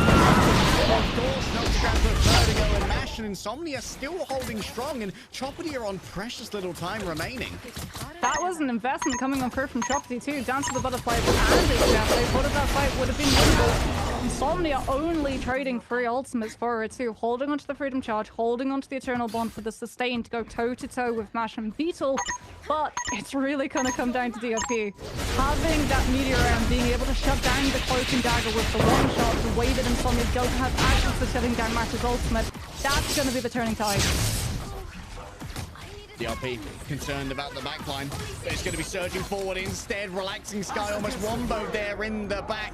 Up comes the Meteor M. They desperately want to try and shut down New, and indeed they'll manage to. Choppity have finally decided that business means business. A Freedom Charge gives over additional max HP to the remaining defenders of Insomnia. It's going to be Relaxing Charge to come on back via the portal. Has given up their ultimate charge in order to try and do so. Away from the Eternal Bond. Forever managed to pick up that one before being punished in their own right, standing too long inside the Eternal Bond. And the Dark Force eventually will blame them into a blast to the backside of Nocta inside of this Dance of the Butterflies. They share out the damage. They democratize it by stacking. And it's two Vanguards fall in conjunction with New, and it's the New Kings who reign over Wakanda as the Intergalactic Empire bows before the might of Choppity. Oh, the ban on Adam Warlock comes back and wants the narrative too. If you'd had Adam, you could have soul bonded. That last fight, coming through from the portal, soul bond the Psylocke Dance of the Butterflies, have the self-res, and potentially keep that stall going. But Adam was barred, the keys was denied. That is going to be a 3-0, a clean sweep. Such a stellar defense and attack coming on through from the side of Choppity. Tuesday's Psylocke proves to be just as deadly and dangerous as it was in the previous stages, and I'm sure when we head into Ignite and the one-sided ban phases, we're very rarely going to get to see Tuesday be able to access that hero as he comes on through with 11 staggering final hits once more. Big match from DRP as well, walking away with the MVP 23-4. And this is kind of a surprising result. Maybe not only the overall winner, as Choppity do have like so much star power on their roster, but in how clean it is as a 3-0. I thought that maybe this was going to be a little bit more of a contentious series. Perhaps for Insomnia, they still have some hatches to batten down before the storm that is Ignite. Let's jump into our highlight reel and see all of the best bits. I mean, Insomnia, when they were defending, at the beginning, it looked incredibly clean. Unfortunately, they were just placed in such a tricky position because they couldn't afford to put up a single bit of point percentage. So they had to play hyper-aggressive at the beginning before those ultimates were built up. And then it was just a matter of one fight lost, round and match entirely lost alongside it. DRP having that Meteor M being able to shut down New's ultimate. If that Cloak and Dagger had lived, Maybe in some areas it's a little longer, but DRC finding the connection at the same time as they managed to shut down the Puerto Rican test. And even though Insomnia had moments of greatness with things like that double eat of its jab, it really was just a matter of time working.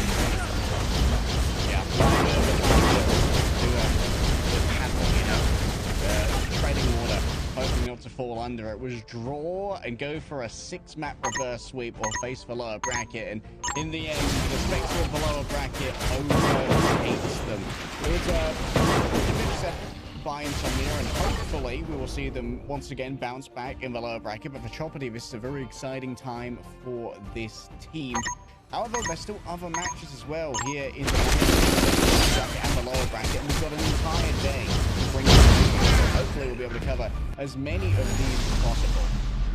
Yes, hopefully we'll get to see a 5-map series as well come through, Harry, because we are in the BO5s. We don't want these 3-0s. We want the close matches, the adaptations, the evolutions of the picks and bans as both of these teams figure each other out as that series goes on and on longer and longer. Yeah, we'll continue going longer and longer, all the way into the depths of the night to make sure that you have all of the action here from MRC EMEA. And Wormbox, I was very happy we got to cover that one. Like, Choppity has been an EMEA mixed roster that we've been hoping to see for a while, ever since we heard that like these players were coming together in the Nadir of the series after we had kind of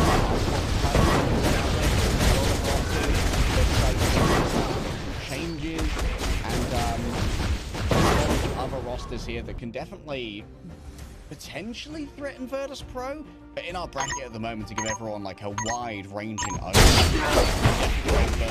standing is seemingly the favourites. Participating definitely one of our top 3 in EMEA when it comes to our overall standings, narrowly missing out on going to one fight.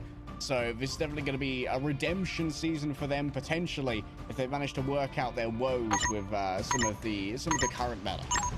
I mean, Virtus Pro also kept that roster entirely unchanged, so they were able to come on through. Although that next match is going to be coming on through in a matter of 10 minutes. We'll be back with the next round 10 match after this short break.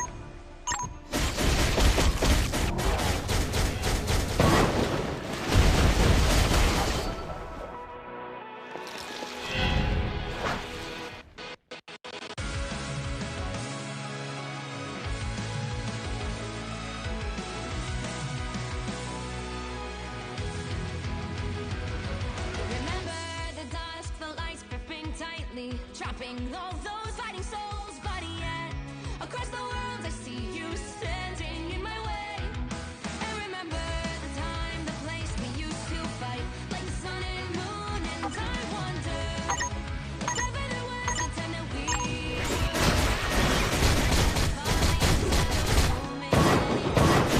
for me to see you out.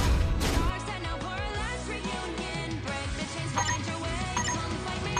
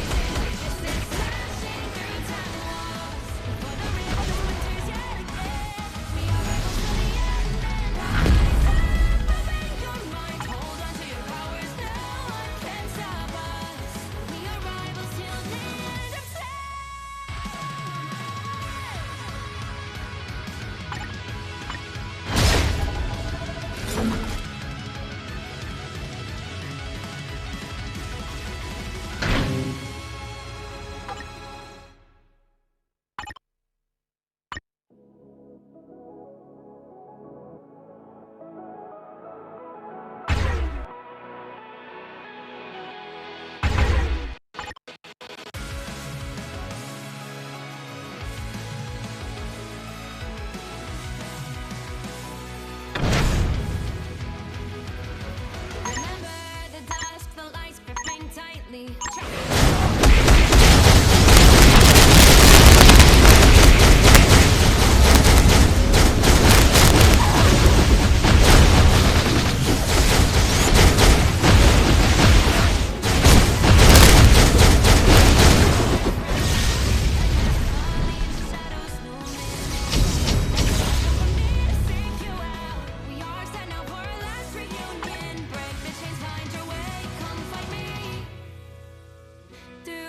Remember who you really are. Show me that you are still the only one for me.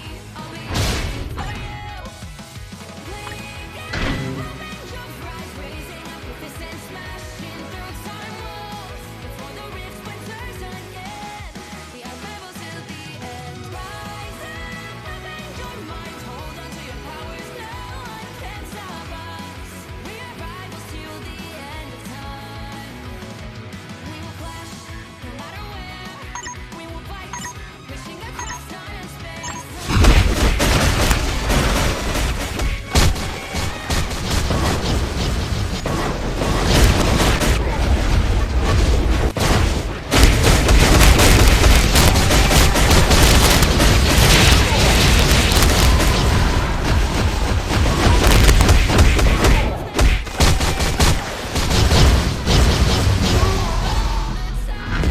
And do you see now our time, our turn? We can still fight like the wind and fire until we can no more. That now is the only time your heart is mine. Light has fallen, darkness grows, and yes, we fight for our destiny and fate. New days smiling for the past and future. Break those chains, lead the way, fight with me.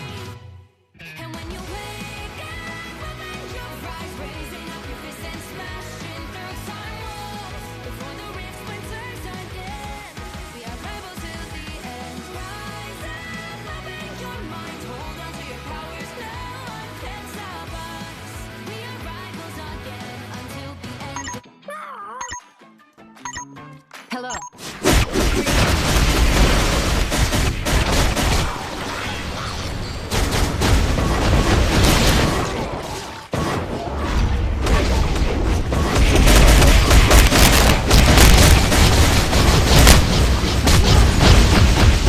I was merciful.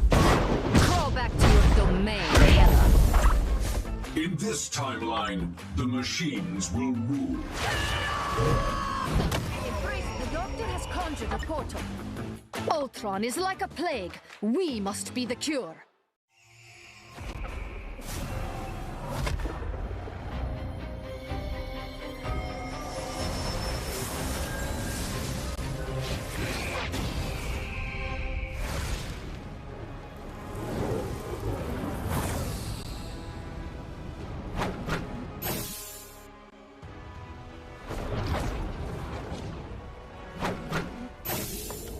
Now, a disappearing act.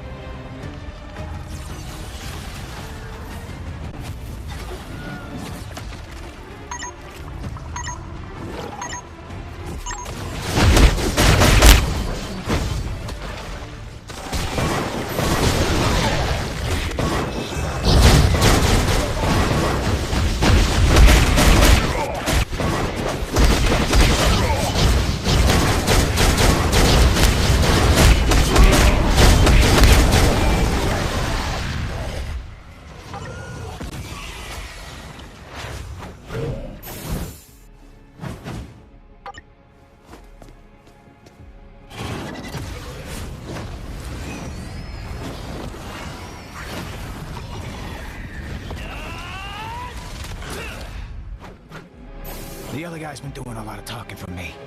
You remember old Eddie?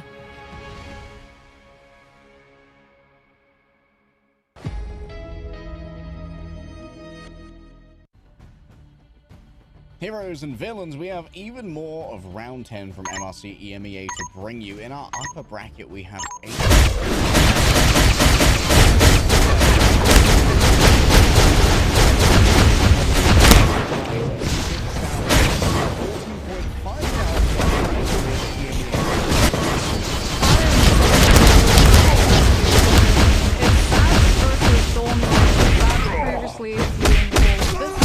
They lost Tuesday. They have new pickers coming up through, most notably Blacks Out and Demon, who are both known for very specific heroes. Blacks Out was known for Groot, and Damon was known for Wolverine. But obviously, those two heroes are kind of the antithesis of each other. So it's going to be the battle of the favorite child. Who makes it through the band drafts? Is it the Groot? Is it the Wolverine? Let's find out. Oh, actually, we're going to pivot and have ow2&pvz2&mff&艦versus Underachiever, which is actually an incredibly interesting matchup as well, as Underachiever have themselves a Thor one trick. Oh, you're looking for... I know you've been looking forward to this one. I have been looking forward to this one so hard. Underachiever, it's kind of the remnants of a team that did quite well in the Ignite Trials called 9 Lives, which is why we see 9L in some of the tags of these players. Alexio on this roster is a Thor enthusiast, and Thor got a recent buff to have a Thor force be regained when cancelling Awakening Room, which allows for Thor to have a much more reliable disengage option after committing with that Awakening Room. We'll have a look at the roster of ow2&pvz2&mff&艦as we head into our bands here for round 1. Well, ow2&pvz2&mff&艦, yes, I was gonna say, we're playing fully with this Psylocke and that Venom. Ballas's Psylocke instantly going to be banned on Ice. And this is something that Underachiever are taking into consideration, because we saw from the previous games, not only did they like running that one-trick Thor, they liked combining God of Thunder with Dance of the Butterflies to just punch through a lot of strategies uptime and deal out the damage to dispatch them immediately, as ow2&pvz2&mff&gaan will be securing the Loki. So we get Ocean Domain, as well as the ability to copy. We're gonna be in for some very long fights indeed, Larry. Oh boy.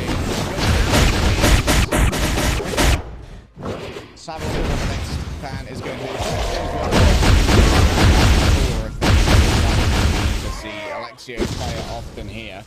Underachiever gonna get rid of the mag. They are quite comfortable going into the Emma, even though she's widely considered one of the greatest counters for Thor. As we look at the ow2&pvz2&mff&gaan roster, Milkboy definitely grabbed that mag ban because he's a very respected, like, neutral player with the Magneto. Very good with the primary fire and the mag cannon to string those together into reliable KOs.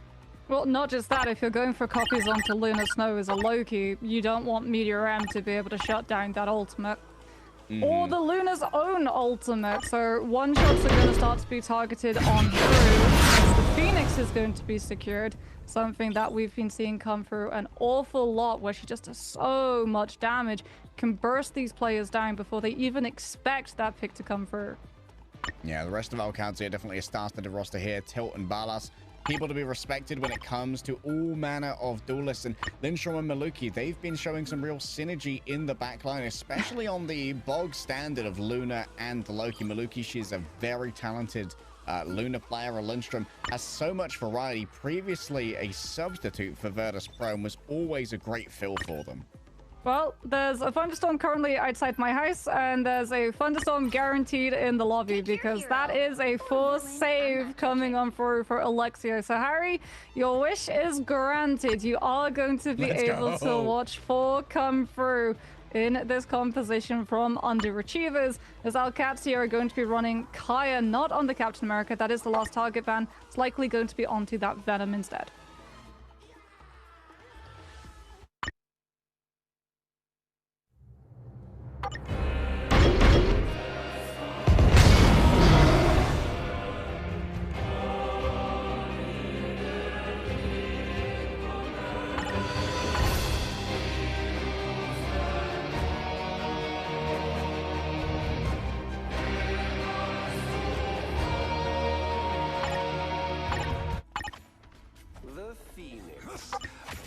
Surprise, Odin's main looks a little bit different. We're heading over to being in T'Challa, Moxie.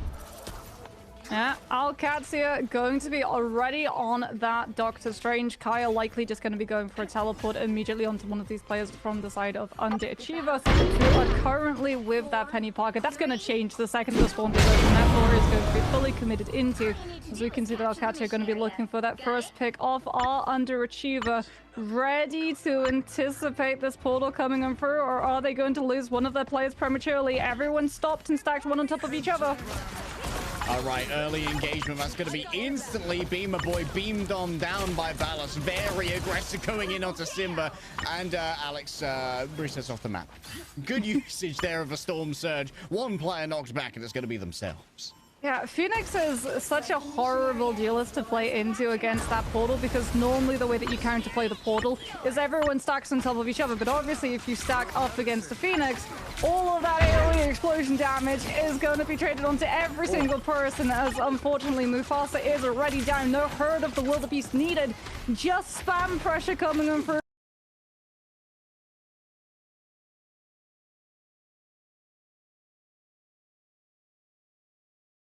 from Alcazia, catching the Underachiever rotation early, and they lose another player before this fight can even ramp up. Oh, stabby right now from Kaya. The daggers of Danak just keep hitting pay dirt. Catching Mufasa is like the most valuable early pick you possibly could find. Yeah, if that Luna goes down, Underachievers just can't really take that fight. This 4 as well is going to have a really rough time trying to get into position to control on that Winter Soldier. You can reposition him immediately, and you don't even really have to worry about the Storm Surge replacing your Emma, because Diamond on this community. All you have to worry about is the X-Song Inferno as Alcazia.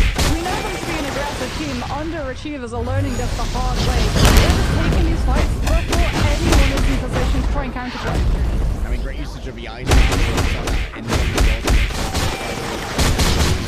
Low by the impact of the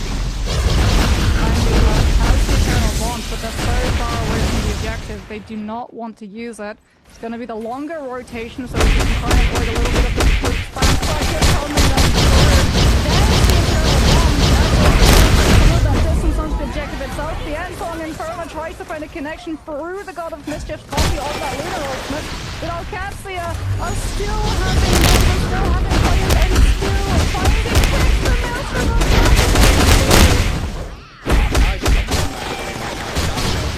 tearing through all the members of Underachievers. This is so rough. Underachievers, like, you hear them go to that portal to just try and get onto the objective past Alcazia, but I believe it actually gets cancelled out by the Phoenix stunning, and that is going to be Underachievers just help before they can even have anyone get into position on that one. Totem there for a generation domain. No real danger approaching, and well, Alcazia, they didn't the last thing.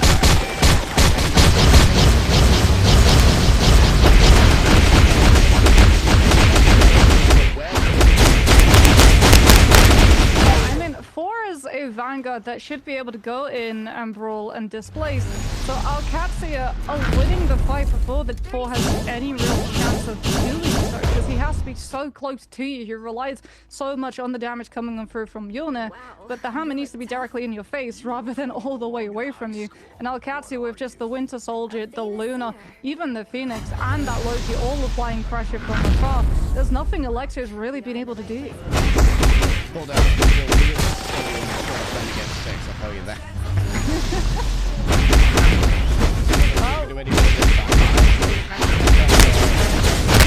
Yeah, I mean, if Underachievers win a fight and can get this 4 into position to really keep Alcazia, the game changes entirely. They're fighting into this lead because they're just going to use it to block up the angles from Underachiever to stop them from being able to set themselves up onto the point and establish the space for Stuffs to safely use his final judgment. Yeah, just getting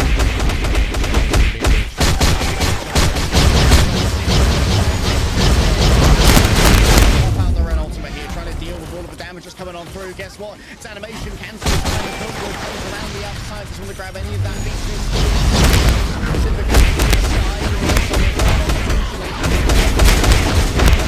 Immediately interception of the Ensign Beach from Kaya, body blocking it with the sorcerer for free.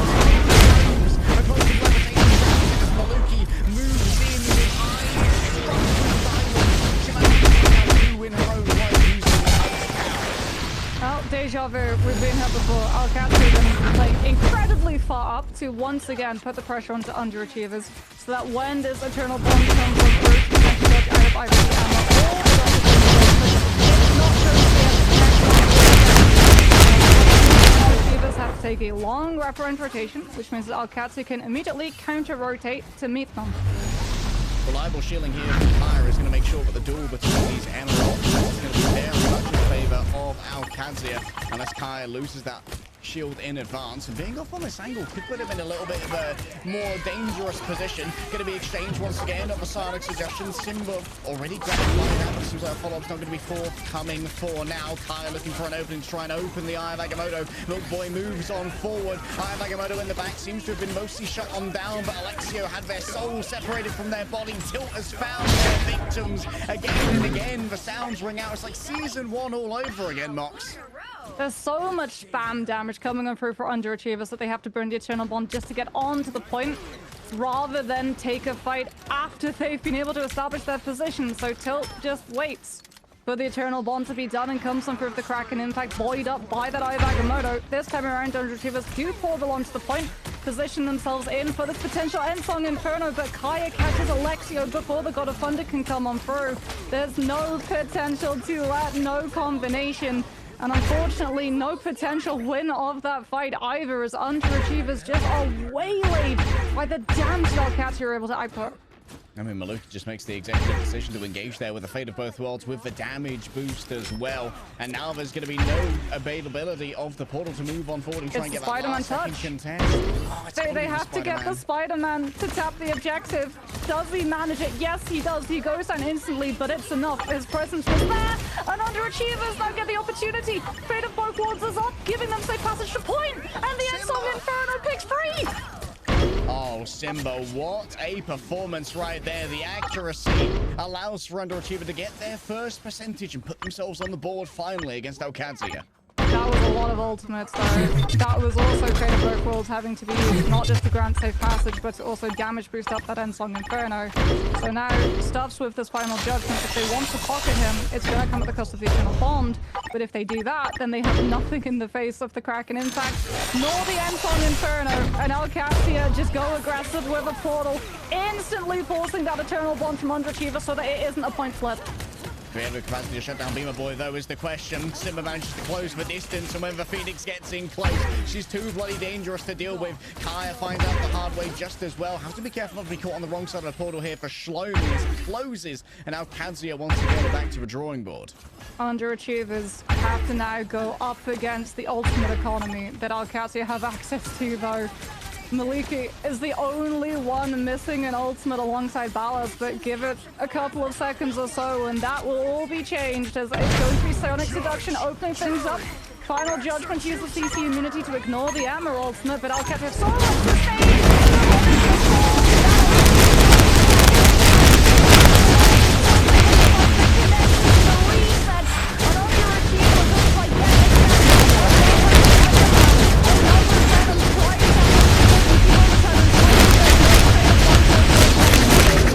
From the fate of being swept and burned into T'Challa.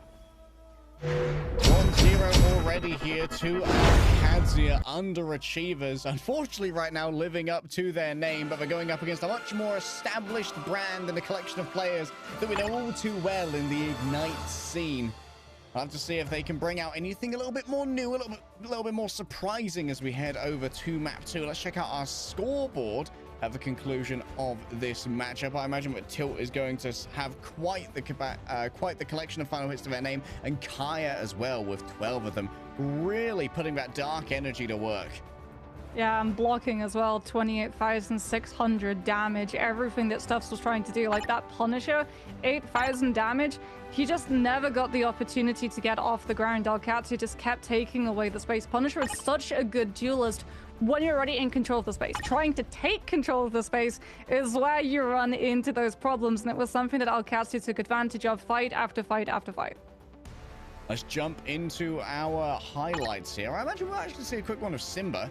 We definitely were showing off just how much hit scan prowess they have, but overall this was just a monument to the coordination Alcazia has.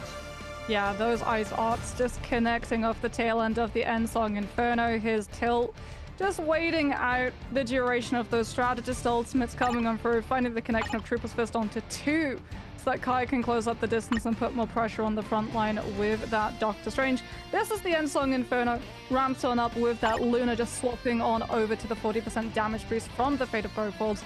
But again, underachievers, they had so much point percentage to make up for, and ow2 with that really fast teleport play just denied any opportunity for the other side to battery, to lengthen, stall out the next fight, so they could take it when their ultimate economy was looking a little bit more fresh. Yeah, this matchup is interesting because we're wondering how ow2 we're going to do in MRC when there's like this expanded pool of competition from teams from Ignite that could take part during the Season 3, like Virtus Pro, considering that ow2 were fairly unsuccessful during their Ignite Stage 1 run, but they kept a lot of the pieces of their roster, and we wondered how scrimming would help them really like tighten up their gameplay. And it feels like ow2 currently have a lot more regimentation to how they're taking these engagements. We'll see if that stands up to the test of time deeper into our best of 5 after this break.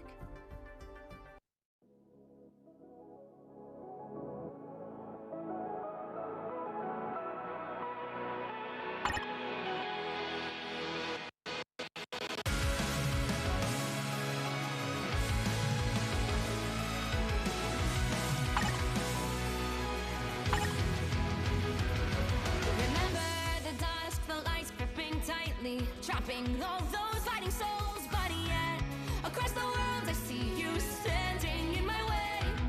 And remember the time, the place we used to fight, the sun and moon, and I wonder if ever there was a time that we were friends, and I just falling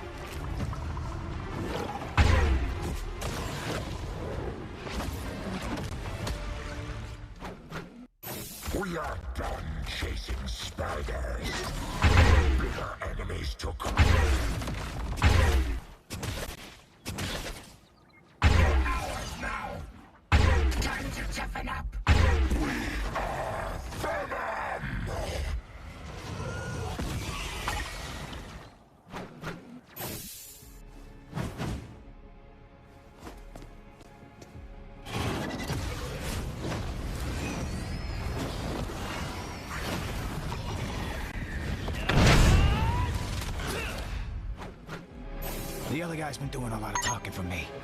You remember old Eddie?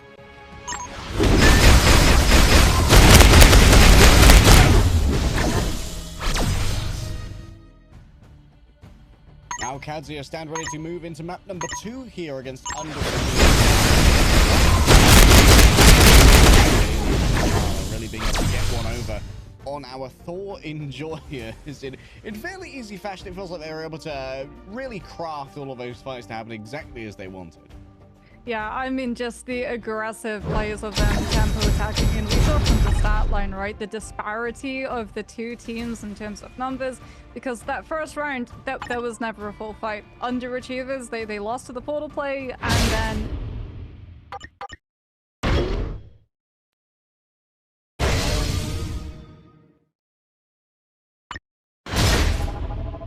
they lost through every single rotation. It wasn't a 6 versus 6. If we're going to be seeing certain bans coming through, it feels like that Phoenix is likely not going to make it out.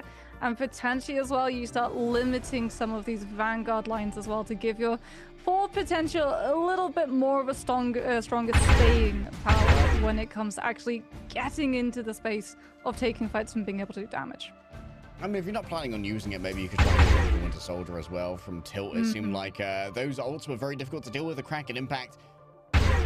Well, for season 1 of Marvel Rivals Esports, Kraken Impact was just Marvel Rivals Esports. It was which the team Thanos has the map. better Bucky play? Yeah, we did not need to get Thanos added to the game because Winter Soldier was him. As Underachiever will again go for this ban onto Velasquez Psylocke. As ow2&pvz2&mff now the ball is in their court. What did they decide to ban out from? I don't expect we're going to see a full target ban because I feel like ow2&pvz2&mff are actually happy with the baller in play.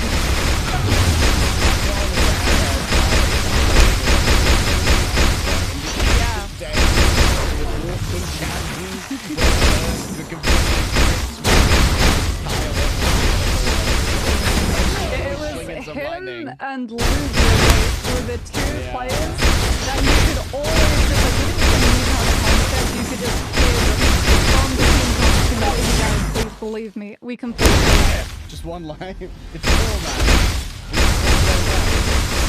I mean, Araco is a decent map for 4 in that enclosed spaces. Lots of players going to be stacked on top of each other, taking a lot of pressure from Mjolnir, as well as getting slowed on through if he's able to come on through with that lightning round. And that is a big if in full bold and capitalization, because ow2&pvz2&mff, the last time we saw them play Araco, were a very aggressive team that did not allow their opponent any opportunity to set up for pushes.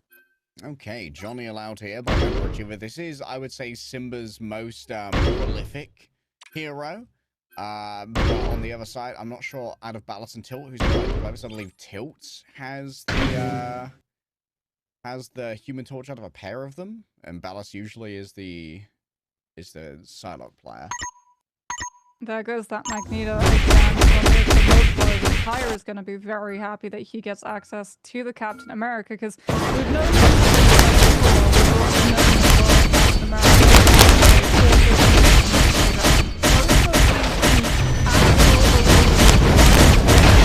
very long-lasting team fights and a lot of potential damage for that. So I just like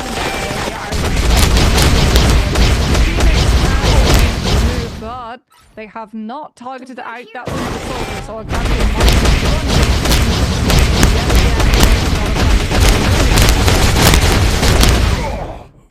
If you guys are big Thor fans, love to see it. Our boys succeed completely. And go and watch the achievements of them versus Team Pets, where they managed to take away a very surprising map against the top tier team. But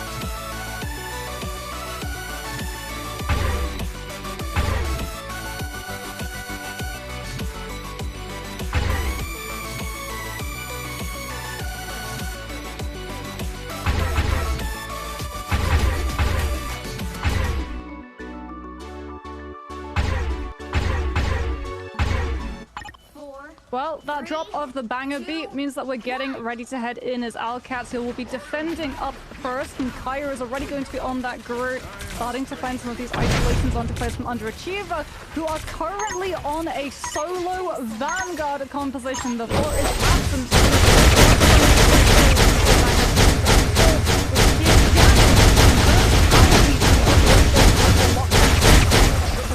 Monster coasting cringe.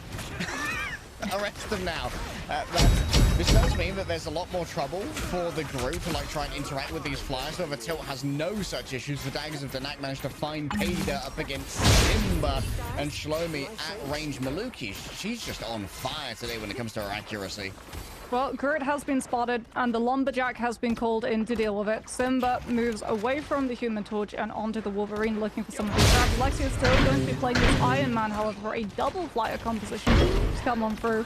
It's not going to be the last time that we're likely to see an Eye of Agamotto targeting those flyers out, especially since they don't have the Ultron pocket to be able to shield it.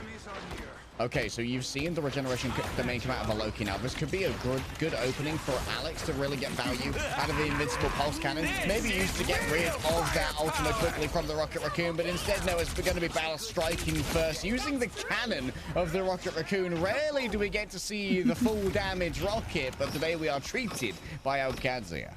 Yeah, Ballas could just assign and outsource all of that healing output to the Cosmic Yawn amplifier so that they could soup up the damage and keep everybody stuck inside that strangling prison. Out comes the Eye of Agamotto from Tilt. Was not swept aside by that Emma. It's going to be up to the Eternal Bond to try and keep everybody alive on the side of Underachievers, and they do actually find the pick onto the Strange off of the back of it.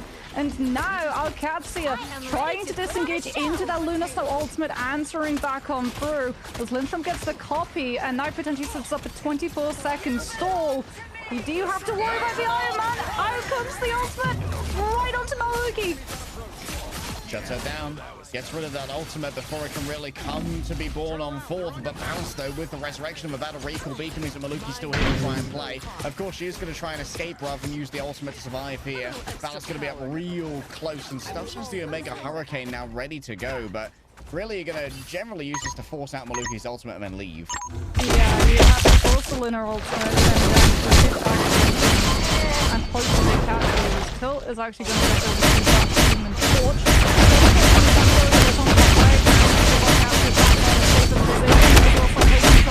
Away from Underachievers to stabilize, and they have already found the goal back line, but they Hurricane came out, and look at his two picks! The Milk Boy sends a departing message with a diamond kick off of the map, and Alcatsia remains controlled. Alcatsia, they invest their Fatal Breath Walls to try and make that engagement. Now Alex has heard the call of thunder, and once again the strongest Avenger takes to the field. Has to worry though about Milk Boy on this Emma. You can see just trying to figure out which positions that four is going to come from. If he tries to jump into the team, we're going to the Diamond Bomb and the Carbon Crush, and then the kick as well, either onto the wall off of the map or directly deeper into his team so they can capitalize onto the four's vulnerability. But speaking about capitalizing, Stubbs finds the pick onto the Emma, and that lets loose Underachievers to move forward. Wait, Ballas is cooking right now. Ballas is cooking. Oh my goodness, the full damage Rocket Raccoon is certainly getting rewarded here. The additional damage and shielding coming through from a Cosmic Yarn amplifier means you can be so audacious. You've heard of zero damage Rocket. Get ready for only damage Rocket. Alcatsia looking on the fringes of a full hold. Underachievers force Alexia onto the Venom to be able to better get the touch, as well as get these tethers to connect onto the players from Alcatsia stacked on up, trying to take advantage of that.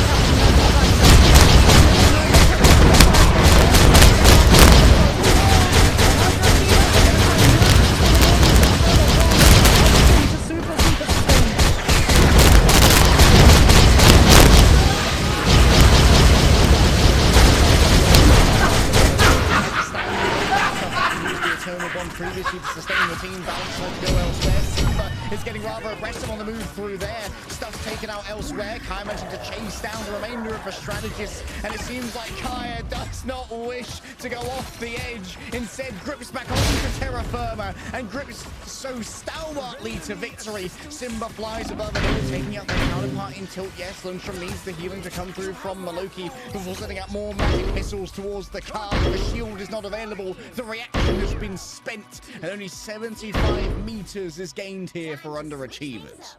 Not impossible, but definitely a very hard task, especially if Alcatraz are able to break that spawn hold immediately. It really is going to come down to the spawn hold. It's going to be all or nothing for Underachiever, and for Alcatraz, they get the grace of being on the attacker side, which means that they can scout the composition they're up against. Something that better plays into it. Tilt on that Moon Knight is already there in anticipation. But if Underachiever puts the money into that Vanguard line, Alcatraz can simply swap off without needing to lose a team fight nor give up.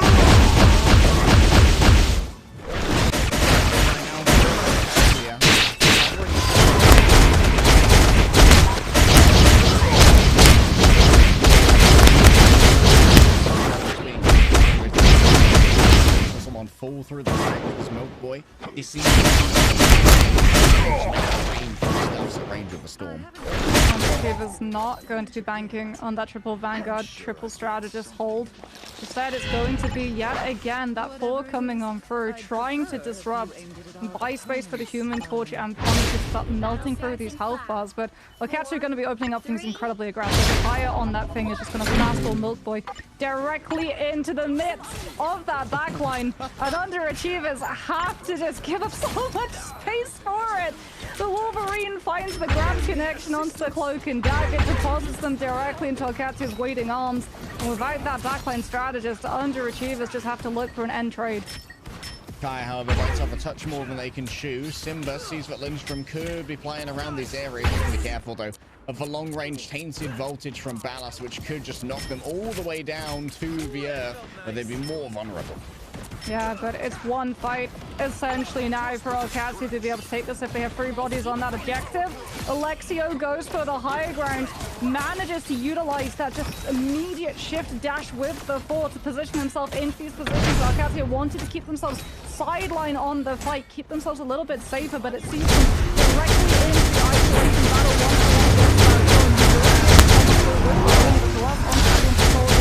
Definitely going to be making those particular challenges a little bit hard to solve. So, might find us out the hard way with the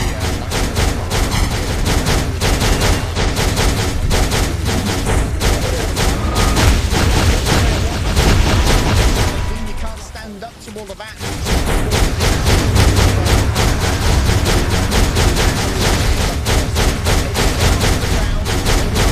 Make sure under the ground as well. The point is celebratory usage of the Kraken impact as Alcatraz complete their push and Underachievers are slain on Araka.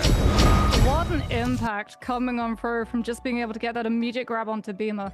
It's not often that we see the Cloak and Dagger being the target of the Wolverine fastball. However, Alcatraz read the room perfectly.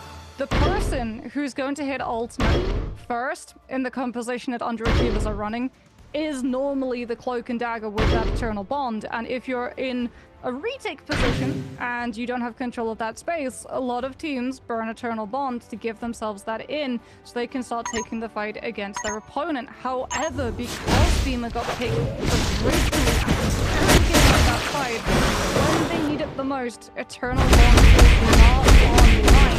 They just become disengaged, and they just run out of space to be able to give away. Honestly, not putting up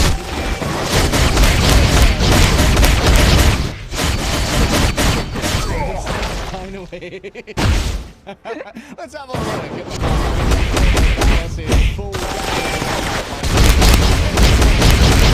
the opener. Oh yeah, that strangling is amplifier just before Underachievers could do really anything. They have the Eternal Bond that takes them to come on through, so there's no point in them using it. That diamond kick as well. Because they were losing players, they were losing positions. Where they were able to stop that again, perspective around that corner just proved to be so impossible for underachievers to be able to bypass without needing a lion's share of ultimates, and also meant that there was a corner for the defense for their backline to play and stabilize around without being in any position of fire. Yeah, it really feels like they kind of... It was some very nice play from all of it. Milkboy is such a reliable Vanguard as well. He's rarely going to be draining more of your resources than is necessary. He's always going to be able to deliver on the raw mechanics. We'll have to see if underachievers can really figure out any secret sauce to try and turn this one around against ow2&pvz2&mff&艦, who look to be pretty supreme in this matchup after this break.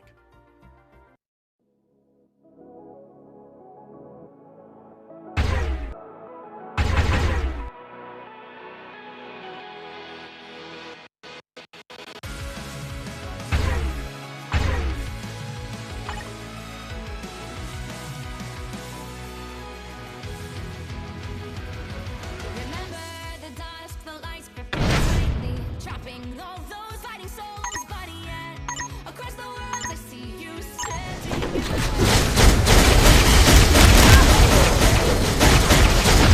sun and moon, and I wonder back when it was the time that we were friends. The night has fallen, shadows looming, and yes, that time has come for me to see we are standing up for our life.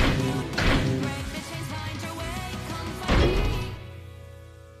Do you remember who you really are? Show me that you are still the only one for me. I'll be waiting for you. Playing out, open your eyes, raising up your fists and smashing through time walls. Before the ring is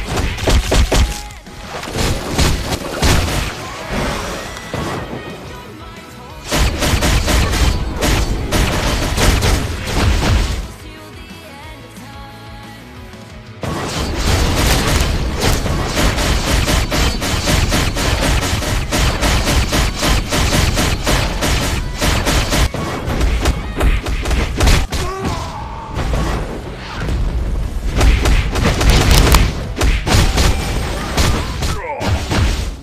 Hello. Greetings.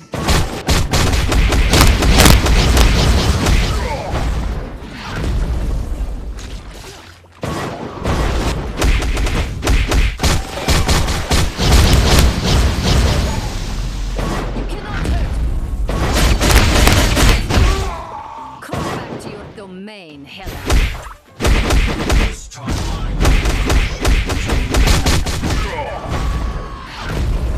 doctor has conjured a portal. Ultron is like a plague. We must be the cure.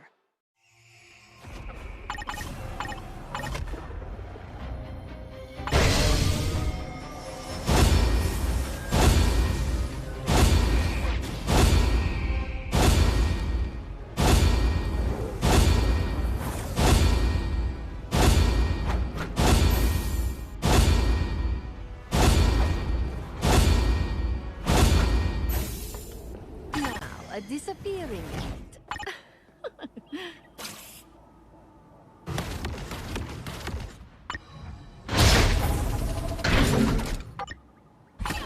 You are under my spell. Pure chaos!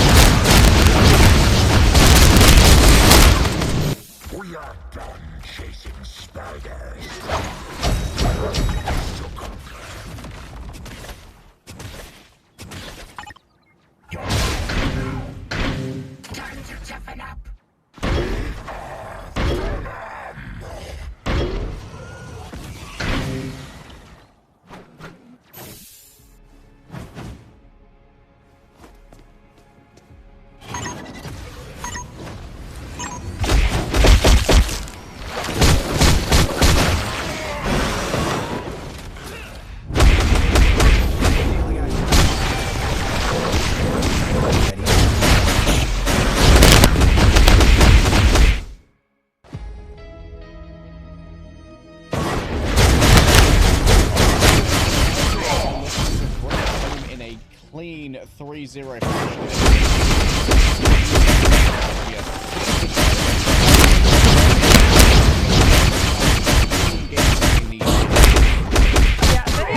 honestly. Like they made my absolute favorite play that I'd seen so far in this MSE yesterday on Synthetic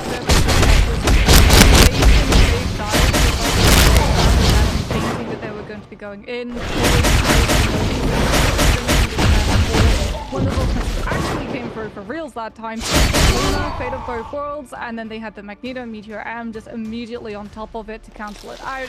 So we're getting to see coordination, communication, and really good just execution coming on out from the side of ow2 that was a little bit lacking the last time that we saw them in Ignite. So that offense has definitely done wonders in terms of turnaround.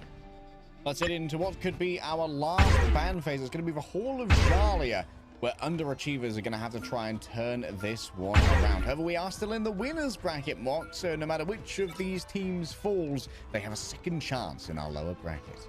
Come on, Kai, do it.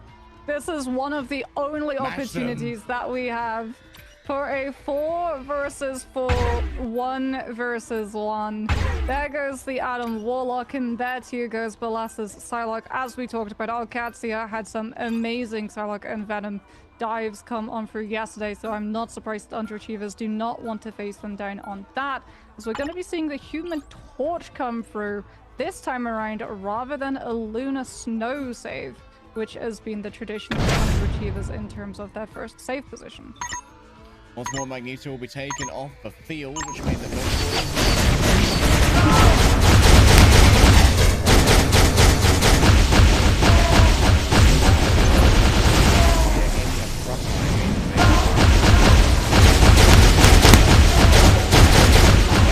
Delta trying to manufacture. Human Torch on the field means that Ultron is going to be the next to go, so no drone pocket double flare composition up in the sky. Luna Snow has been able to make it through, and there's the Captain America, which means I feel like Kyra is going to be turning away from the 4 in a matter of moments. Sorry, Harry. Ah, well, at least I've still got old Lexio to play the strongest Avenger. Not going to be opting in for the Protect this time, underachieving. Is going to continue around.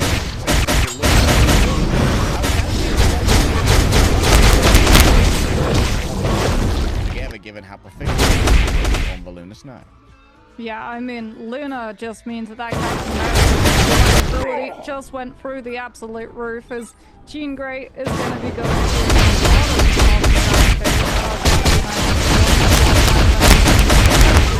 one-sided.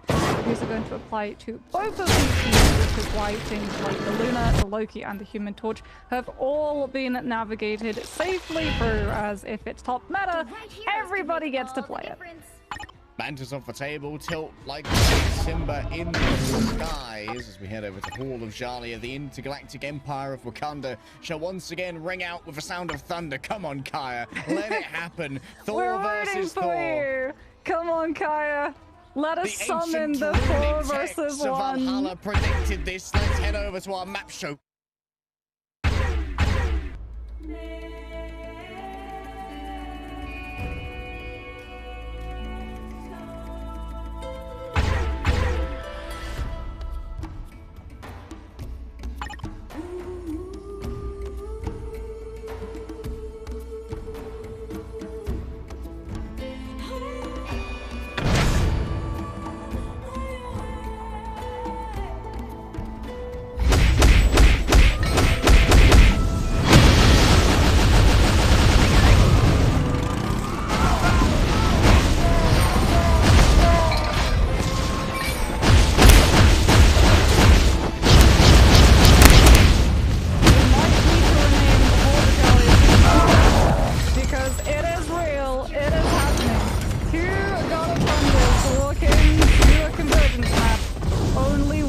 Will be able to exit Alcatia on match point, landing KK on the receivers to add salt in the wounds on Alexia's own hit.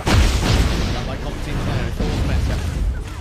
See, both teams in a process we actually have a Hela as well here for the Ragnarok Rebirth, potentially. If Dusk can manage to find the final hit after their Thor's already fallen, down tilt already fallen, the Awakening Rune used to put up max FPS onto Kaya, who for now is just kind of messing around up on the high ground, just interceding on these potential engagements, but it's trying to be cooked here by Underachiever. Kaya out a touch too far. Simba's able to punish that one with the hot drop, and now Underachiever are going to be able to start claiming some space here on the point as Elect can use the fully out. More damage. Yeah, it was somewhat of a long con coming in through from Underachiever.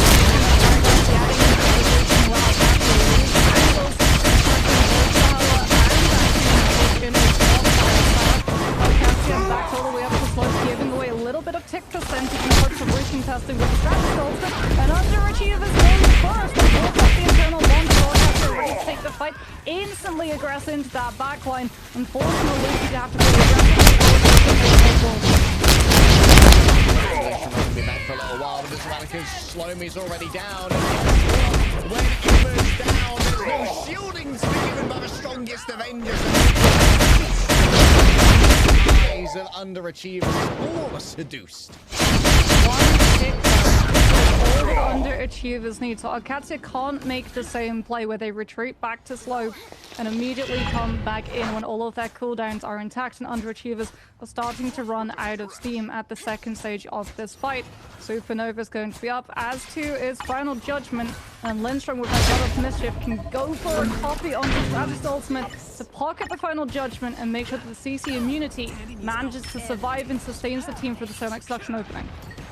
Kyle books the margins in the back, used the Awakening Rune already. Simba couldn't quite convert onto that one, but this is good to grab all of this space, trying to grab people into the flame tornadoes, and the damage is too much to deal with for now. Over in the corner, it's difficult for Ballas to try and make this one work. The God of Thunder strikes down upon Beamer Boy, and indeed it's a beam from the heavens that strikes into the heart of both Cloak and Dagger. Milk Boy the next to fall on, down so close to a convergence here. They need to get rid of Tilt eventually, and it's going to be the Lightning Realm that does it. A first cap, a first point on the board for Underachiever.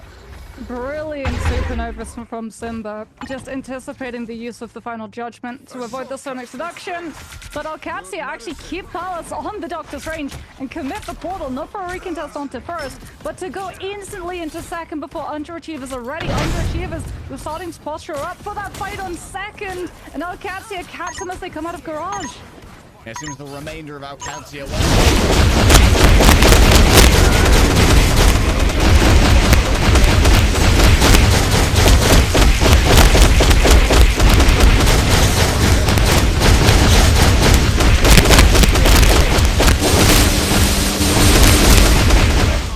Ballas is going to be on to that Hela. Alcatia with both the Hela and the Human Torch. The pick potential is so high for this team. They need one.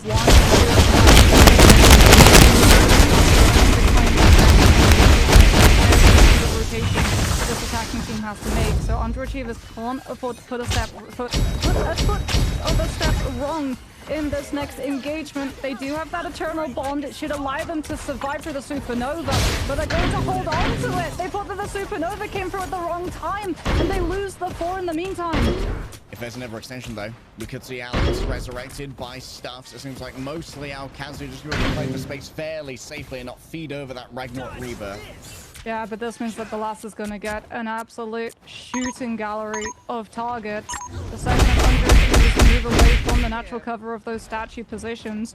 You can see that Tilt just coming on through, trying to scout out where the Spore is going to pop up from, and they find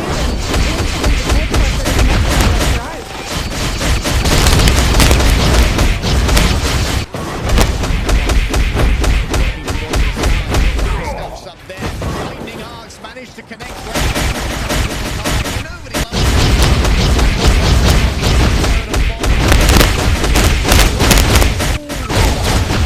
more than enough to burn through Mufasa. That's going to be our streets. This Hela is just gonna wait as long as Receivers having the ammo. It means that that shield is not always going to be present. Just trying to deal with all of that hit coming from the tier. Manages to send the pull low enough and catches the disengagement attempt.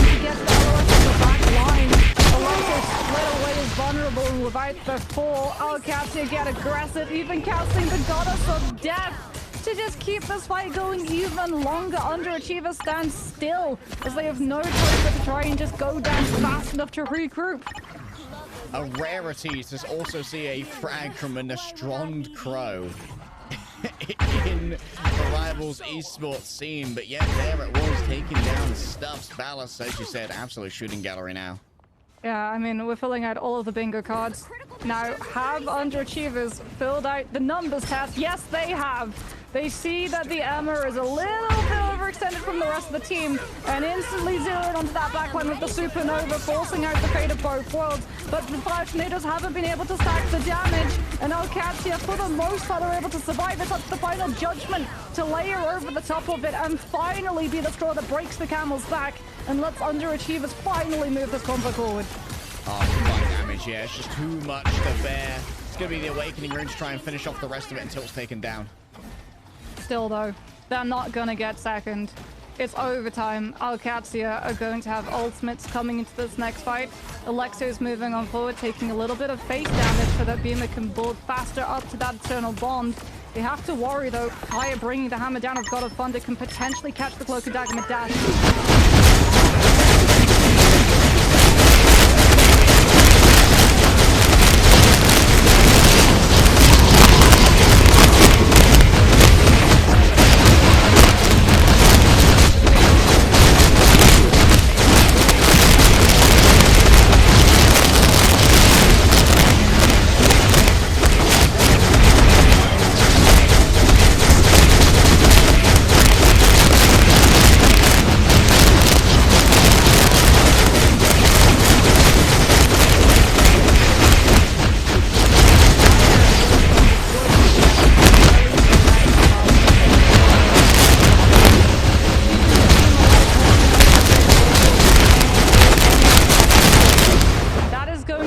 Underachievers end their push of Hall of Dajali if they want to be able to continue on in this series against ow2&pvz2&mff.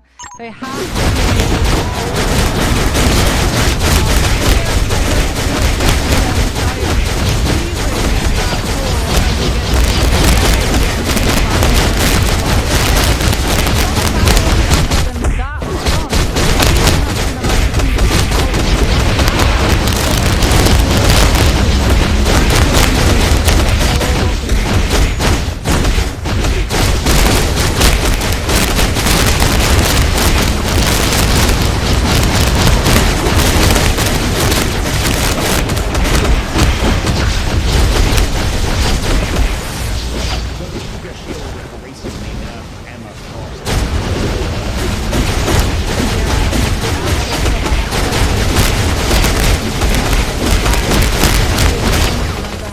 opportunity of tracking the cooldown and finding the damage onto one of your switches.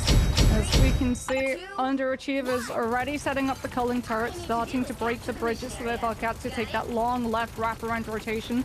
You don't instantly get to take a fight on the doorstep of the high ground. Looks like the rest of the team weren't too keen on helping out with that bridge destruction. Lindstrom might be able to really help out in a duel here. Giving Ballast that regeneration domain could allow for quite the unexpected ambush onto Simba. I mean, the unexpected howler as well. Everyone's looking at the ammo right now. And immediately, Lindstrom and Ballast, the siblings, just instantly wipe out underachievers in one go. Before my eyes right there. Underachievers, so much attention was given on over. I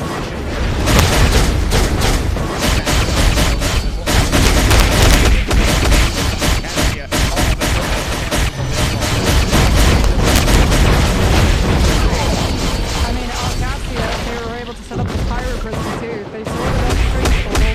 Still gets 35% versus Supernova, but that continuous tax of tick damage coming through from the burn.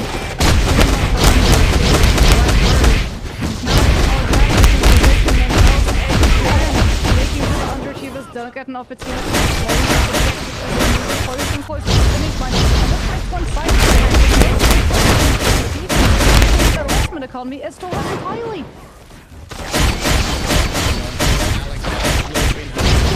again baited in by their trickster brother. And you better believe that the other four was there and ready to go. Tilt's down to claim the space. The backline going to be spun in the cycle by the Flame Cyclone. The Stuffs can't even stand within the Eternal Bond and feel safe. The Dark Force below them gives way to the unyielding power of the Elemental Fire. Skipping the Thought on top of Balance for now. Awakening Room doesn't care at all. Piercing Knight pierces into the heart of underachievers as mind control after mind control is found. Shlomi has no option but to move over onto the cart for a last second contest.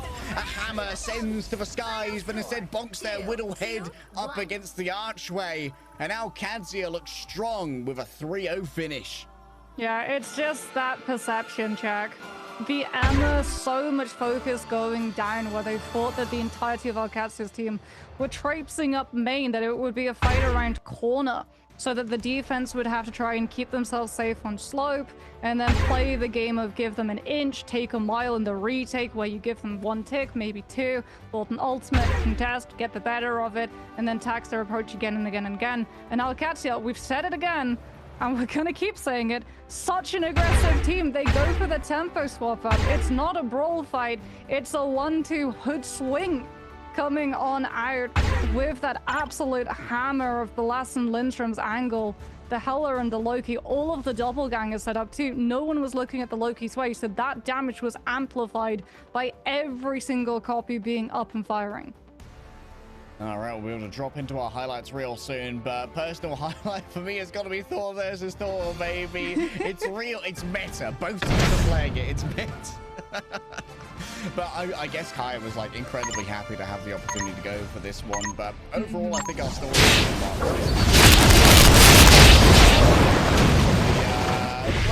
let's say laissez-faire approach they had to quite a few fights during the Ignite Stage 1. They had the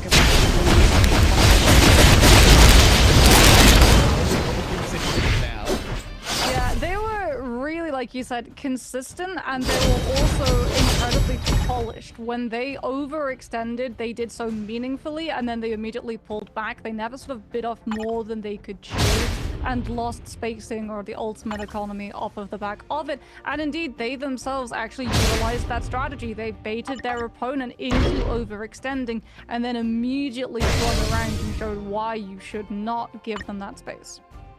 Yeah, just showing exactly what Punish can do. We had some great baits as well coming through from both the Human Torch and from the Loki as well. Make sure that they can play well under-resourced as well with Loki on these off angles is very important when it comes to your resource management, because Maluki would have a lot on her plate to have to essentially solo heal 4 other players while Loki sets up these hoodwinks that we consistently saw.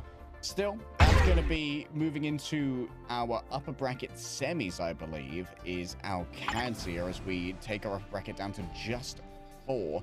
But it's not over for underachievers. They still go down to the lower bracket where they've got plenty of high-value contenders to go up against. We'll see if the Thor does a little bit better down there, but we are going to be bouncing around between upper and lower. There were moments where they had that final judgment would have to block the back of mischief, which means that Loki has to go through 2 ultimate cast animations, so you could catch them midway with the supernova, and then just making sure that that final judgment didn't get the pocket that it was looking for to be able to sweep the fight. That was really, really clean, but they definitely did, like you said, get baited into being a little bit over aggressive. And 4, unfortunately, if you get baited and get overextended, as Alexia learned the hard way, gets punished almost immediately. Well, I've extended my voice a touch in the finale there, so I'm going to need a couple 10 minutes maybe to try and get this one repaired. We'll be right back with more MRC EMEA action after this.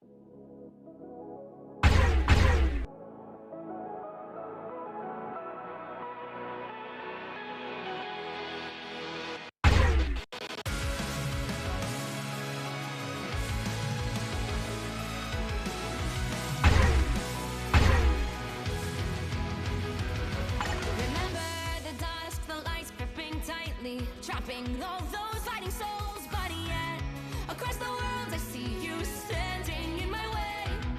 And remember the time, the place we used to fight, like the sun and moon, and I wonder if ever there was a time that we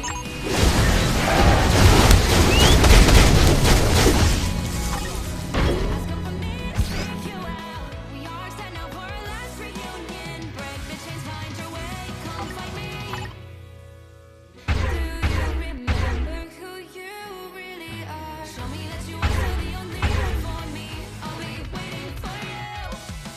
Playing out, hoping your prize, raising up fists and smashing through time walls before the rift winters again.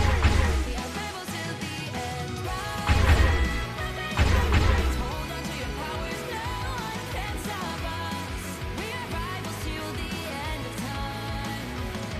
We will clash, no matter where. We will fight, reaching across time and space. 'Cause you are my destiny to the end.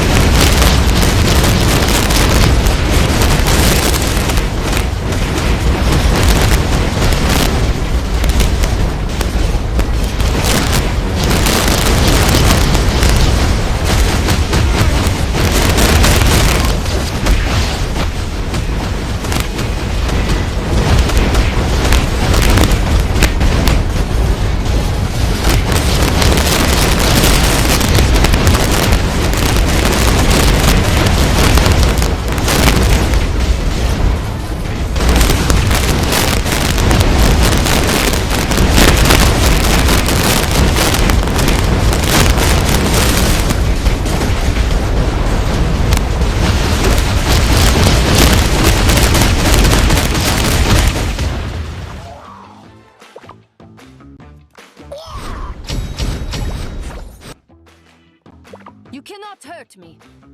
I was merciful. Crawl back to your domain, Hela. In this timeline, the machines. The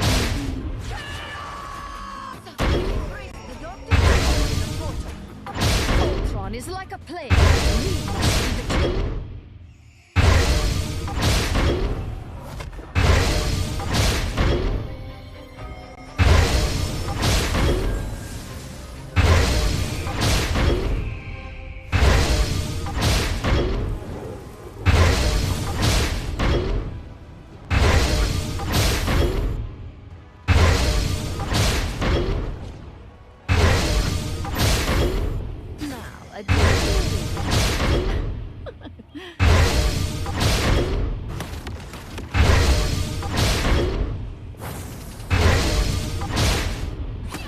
You are under my spell. Pure chaos!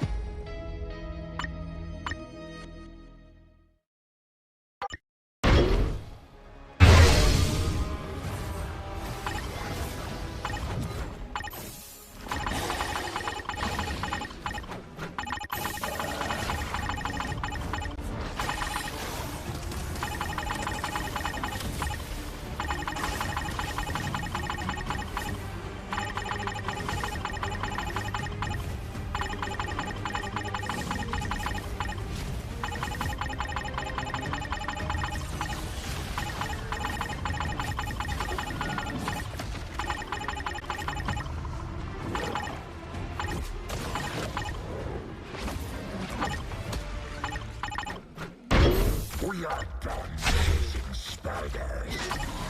Bigger enemies to You're ours now. Time to toughen up. We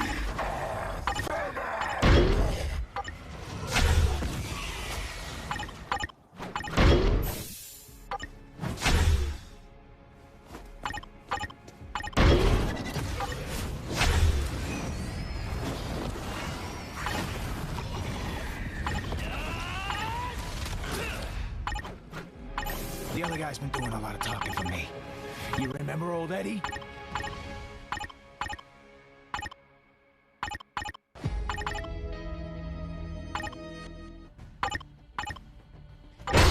We're heading into round 11 now. We're in the lower bracket, rolling down Insomnia.gg, who we saw failed earlier by shot against Think Twice, who we haven't covered yet on the stream, but have been fairly active in both Ignite Trial and Yes, and this being the lower bracket means that there's going to be even more pressure on the situation. However, it is going to still be a BO5 format rather than a BO3. So there's even more opportunity to look at your opponent, learn the strategies, learn the areas you're comfortable and confident on, and start removing them from play. Although that's easier said than done, given the fact that all of these bans are universal. You do not get to see the one-sided confirmations, closely locks coming on through, which means that everything that's meta tends to make it through unless you're fully target banning out one specific player on the other side. Yeah, we'll be able to get into our first ban soon for map number 1. Of course, this is still yet another best of 5 here, Mox, or first to 3, since we have draws on our convergence game modes. Sometimes we see best of 7 go to 8 maps if you happen to be an Asia Grand Finals. That happens sometimes, but we're not huge draw heads here in EMEA. We tend to be pretty clean in our convergence maps, not allowing those draws to happen. I don't know that much about Think Twice as a roster, so I'm excited to see how they manage to work their way through this. Yes, there's definitely going to be a lot of pressure on them coming into this because, as we saw, we got to see Insomnia, like you said, earlier on in the series.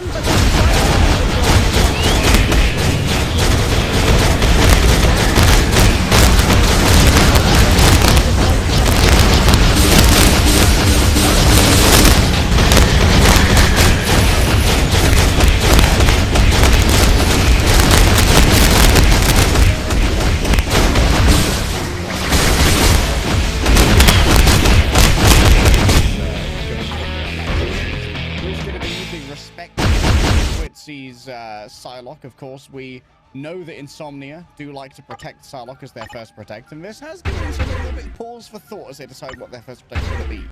Human Torch is still going to be up for both of these teams because, again, bans are going to be universal. So Magneto is going to be saved, which means if the Human Torch does get through, Meteor M is also going to get through, and nope, there we go. Human Torch gets taken out. But that Meteor M is still going to be able to absorb a huge chunk of Rage of Ultron, as well as if there's a Cloak and Dagger or a Lunar Snow on the field. That one-shot potential is going to keep the Strategist's ultimates in check too, as Cloak and Dagger is going to be removed for Think Twice too. They prefer playing the Loki Luna here. Of course, yet to be touched by the bans. It is going to be a protect onto the Wolverine. So Insomnia.gg and Think Twice, their Vanguard lines are going to be constantly held at risk of kidnapping. Yeah, I mean, the Human Torch being out of the mix would mean that the Groot has a little bit more staying power, as you don't have the ability to constrain that flyer, and you just continue to take spam pressure coming on through, as unlike the Thing, Groot doesn't really have an option of dealing with the Human Torch unless he's playing a little bit too low. As we're going to see the Mantis save, so it's going to be a triple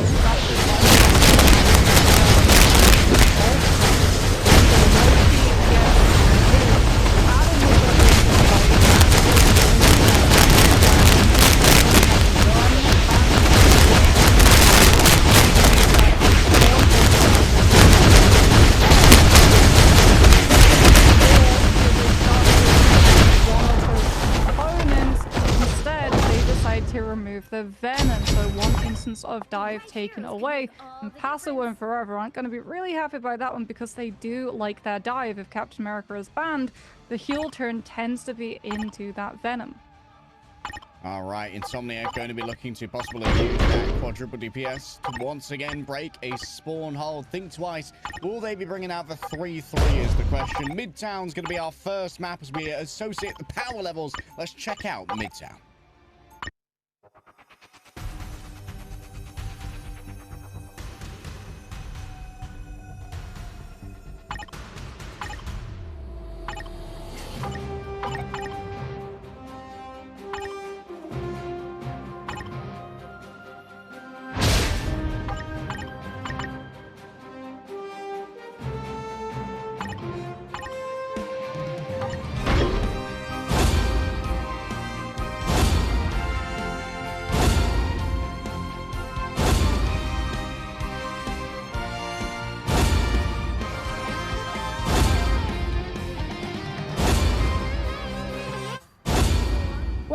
I roll, it's not a triple Vanguard, triple Strategist roll, but some would argue, I'm sure, with Wolverine's passive and the 375 health pool, he can count as a Vanguard in his own right, as Think Twice is going to be on that defense. Insomnia, like you said, going to be on a composition designed to just have the damage output and break through it. However, with Think Twice not going for the traditional spawn hold, Insomnia not going to be going into that comp. Back to the 2-2-2 we go, with a pocket onto a Starlord and Phoenix as they try and make the Mantis and Luna Snow work.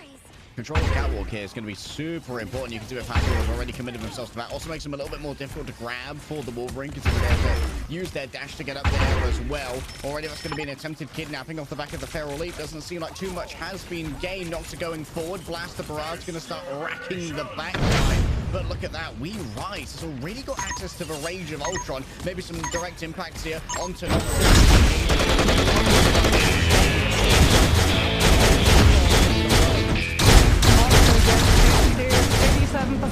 galactic clutch. Someone else who gets grabbed by the Feral Lunge coming up from here. Diamond coming from their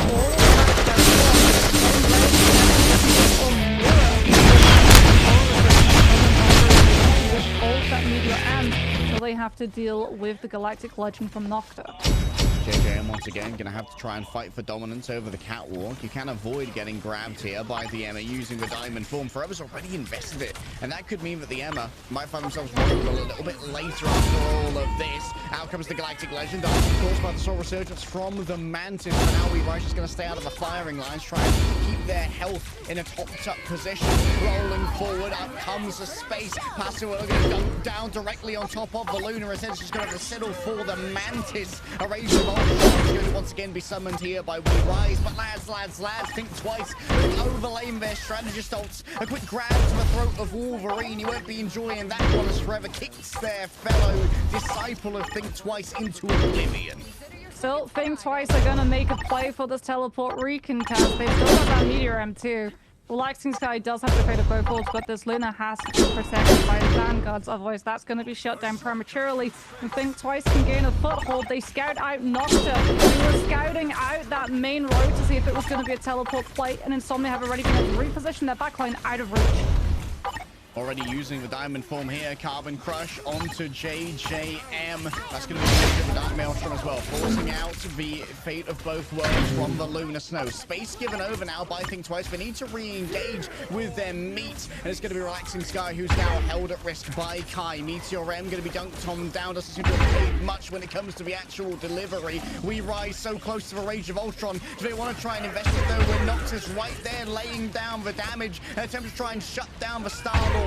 Instead, it's a distraction coming through from the side of a Phoenix. Twitzy just managed to get so much of their attention. You can't turn around just because you were distracted by a bright bird bringing down on top of the backline. The Phoenix managed to strike upon them, but the end song for now is not going to be delivering the final blows. Out comes the Silent Seduction, the second one in as many minutes coming through from Forever. Rex able to try and get a little bit of additional sustainability for the remainder of the team here, coming through from the Soul Resurgence. The Wolverine is just so stubborn. Of the Wolverine targeted by the Soul Resurgence, and Think Twice will hold on after a gargantuan ult fight investment. They've scattered out one behind two. They're going to be able to stagger out Twitzy and pick Forever as the fight begins to ramp up on the side of Insomnia. And that fight went on for so long, Harry, that this is the last one. Insomnia have no choice but to throw bodies onto that convoy and stall in the hopes Forever to come in on that left with the Strange Portal recontest. They can re-engage from that Strange Portal, yeah, but Nocta has themselves a great LOS. It's temporarily cut off there by the re-engagement off the back of the portal. Attempt at a mid-air sedation, and there's no one on the point to try and keep this one from rolling on forward. With half a meter between Think Twice and Oblivion, finally a Vanguard gets onto it, and it forces out Relaxing Sky to use their own fate of both worlds. How it's a full engage. Kyubi still thinks that it's winnable. Rolls on forward their own ultimate. They're trying to buy the time. Phasix might be able to come on back with their own portal here. Forever rolls on forward. Phasix turns it around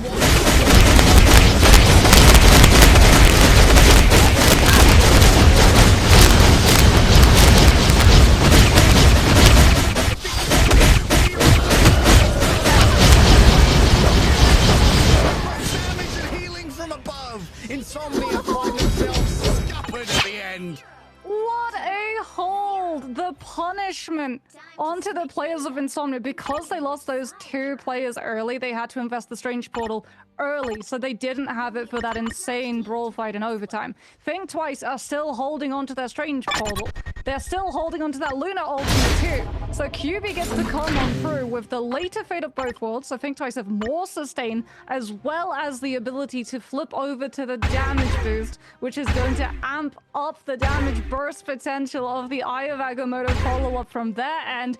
And the fight's gone on so long, they build up a Rage of Ultron all the way through it too. And Insomnia are dispatched before they can pick up first.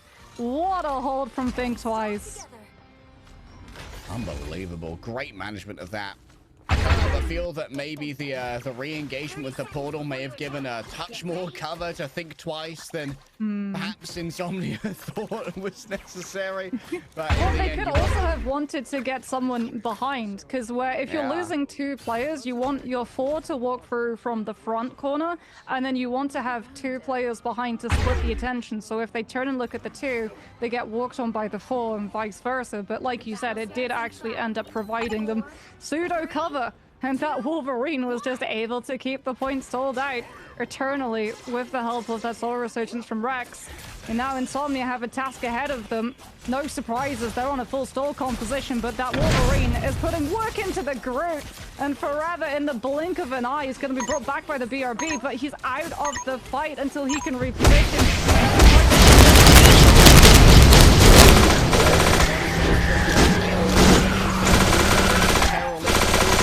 Taken away by the metallic bulwark, pulled into the midst of the enemy.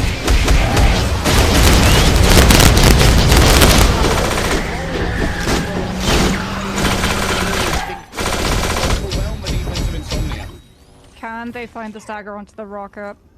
New will be able to disengage. Now we can see the Strange Portal gonna be coming on out, but Forever swapping off the Groot onto the Strange is still gonna be victim to that Wolverine grab if he's not careful. Out comes the Rage of Ultron too, as Insomnia have knocked it onto the Atom for the Soul Bond and the Cocoon to just try and find any form of soul for Insomnia's end. Oh my god, every single one of these fights are just being decimated by Phasix and the Wolverine. It feels like JJM's just making fools of them here. Oh, and this is going to mean that it's even harder for Forever to get the stall out on the cart. It was moving the entire time, and they're going to be the last to fall from their team. Yeah, and we can see 3 bodies, maximum numbers on that convoy, so it moves at maximum speed possible. After that, they're going to start pushing on up, taking some of these positions away from Insomnia.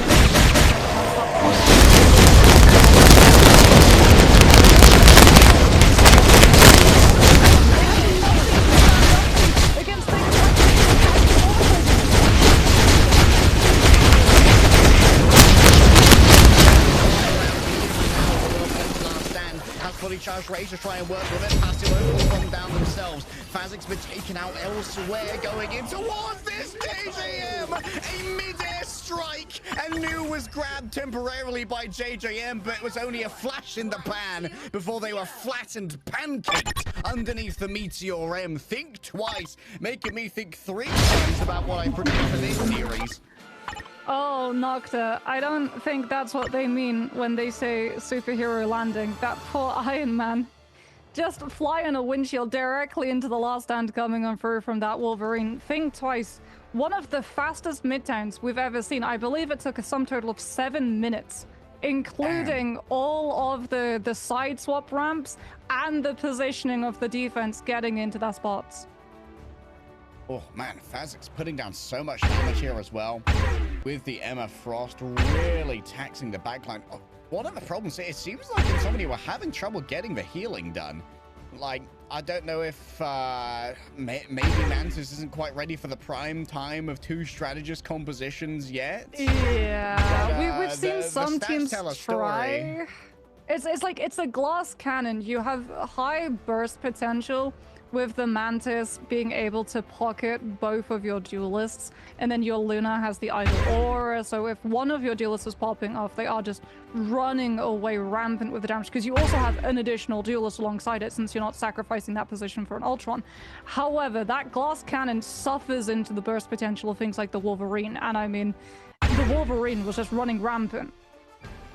Yeah, the Wolverine was just decimating. Here's a quick look at the highlights from the match. We Rise definitely a standout as well on the Ultron, building up the Rage of Ultron so fast and using it to force out these resources, which, as we noticed, were fairly thin on the ground when you play that 2 strategist Mantis composition. I mean, QB has to be honorary MVP for me because, I mean, that Lunar ultimate, that doesn't have the long potential stage, that allowed the whole to come into fruition. So really, all of that defense was properly determined by whoever in the IGL comms decided to make the call and commit into that fight, who had the trust that their team would be able to pull through into the end. Yeah, that was some great macro view of how the fight should go down. Think twice, definitely surprising me here. I didn't know too much about this roster, but Insomnia.gg, we know everyone on that roster, and we know them to be known quantities of very talented players. We've got the full Insomnia.gg roster that made it to the later stages of Stage 1. They still have competitors being challenged right now. The ban draft phase is definitely going to be looking very different. I think we can both predict heading into that second map. I'm sure there's no way that the Wolverine is going to be able to make it through, but we'll have to wait and see what that ban draft is going to look like as we get ready to head into our next map after this short break.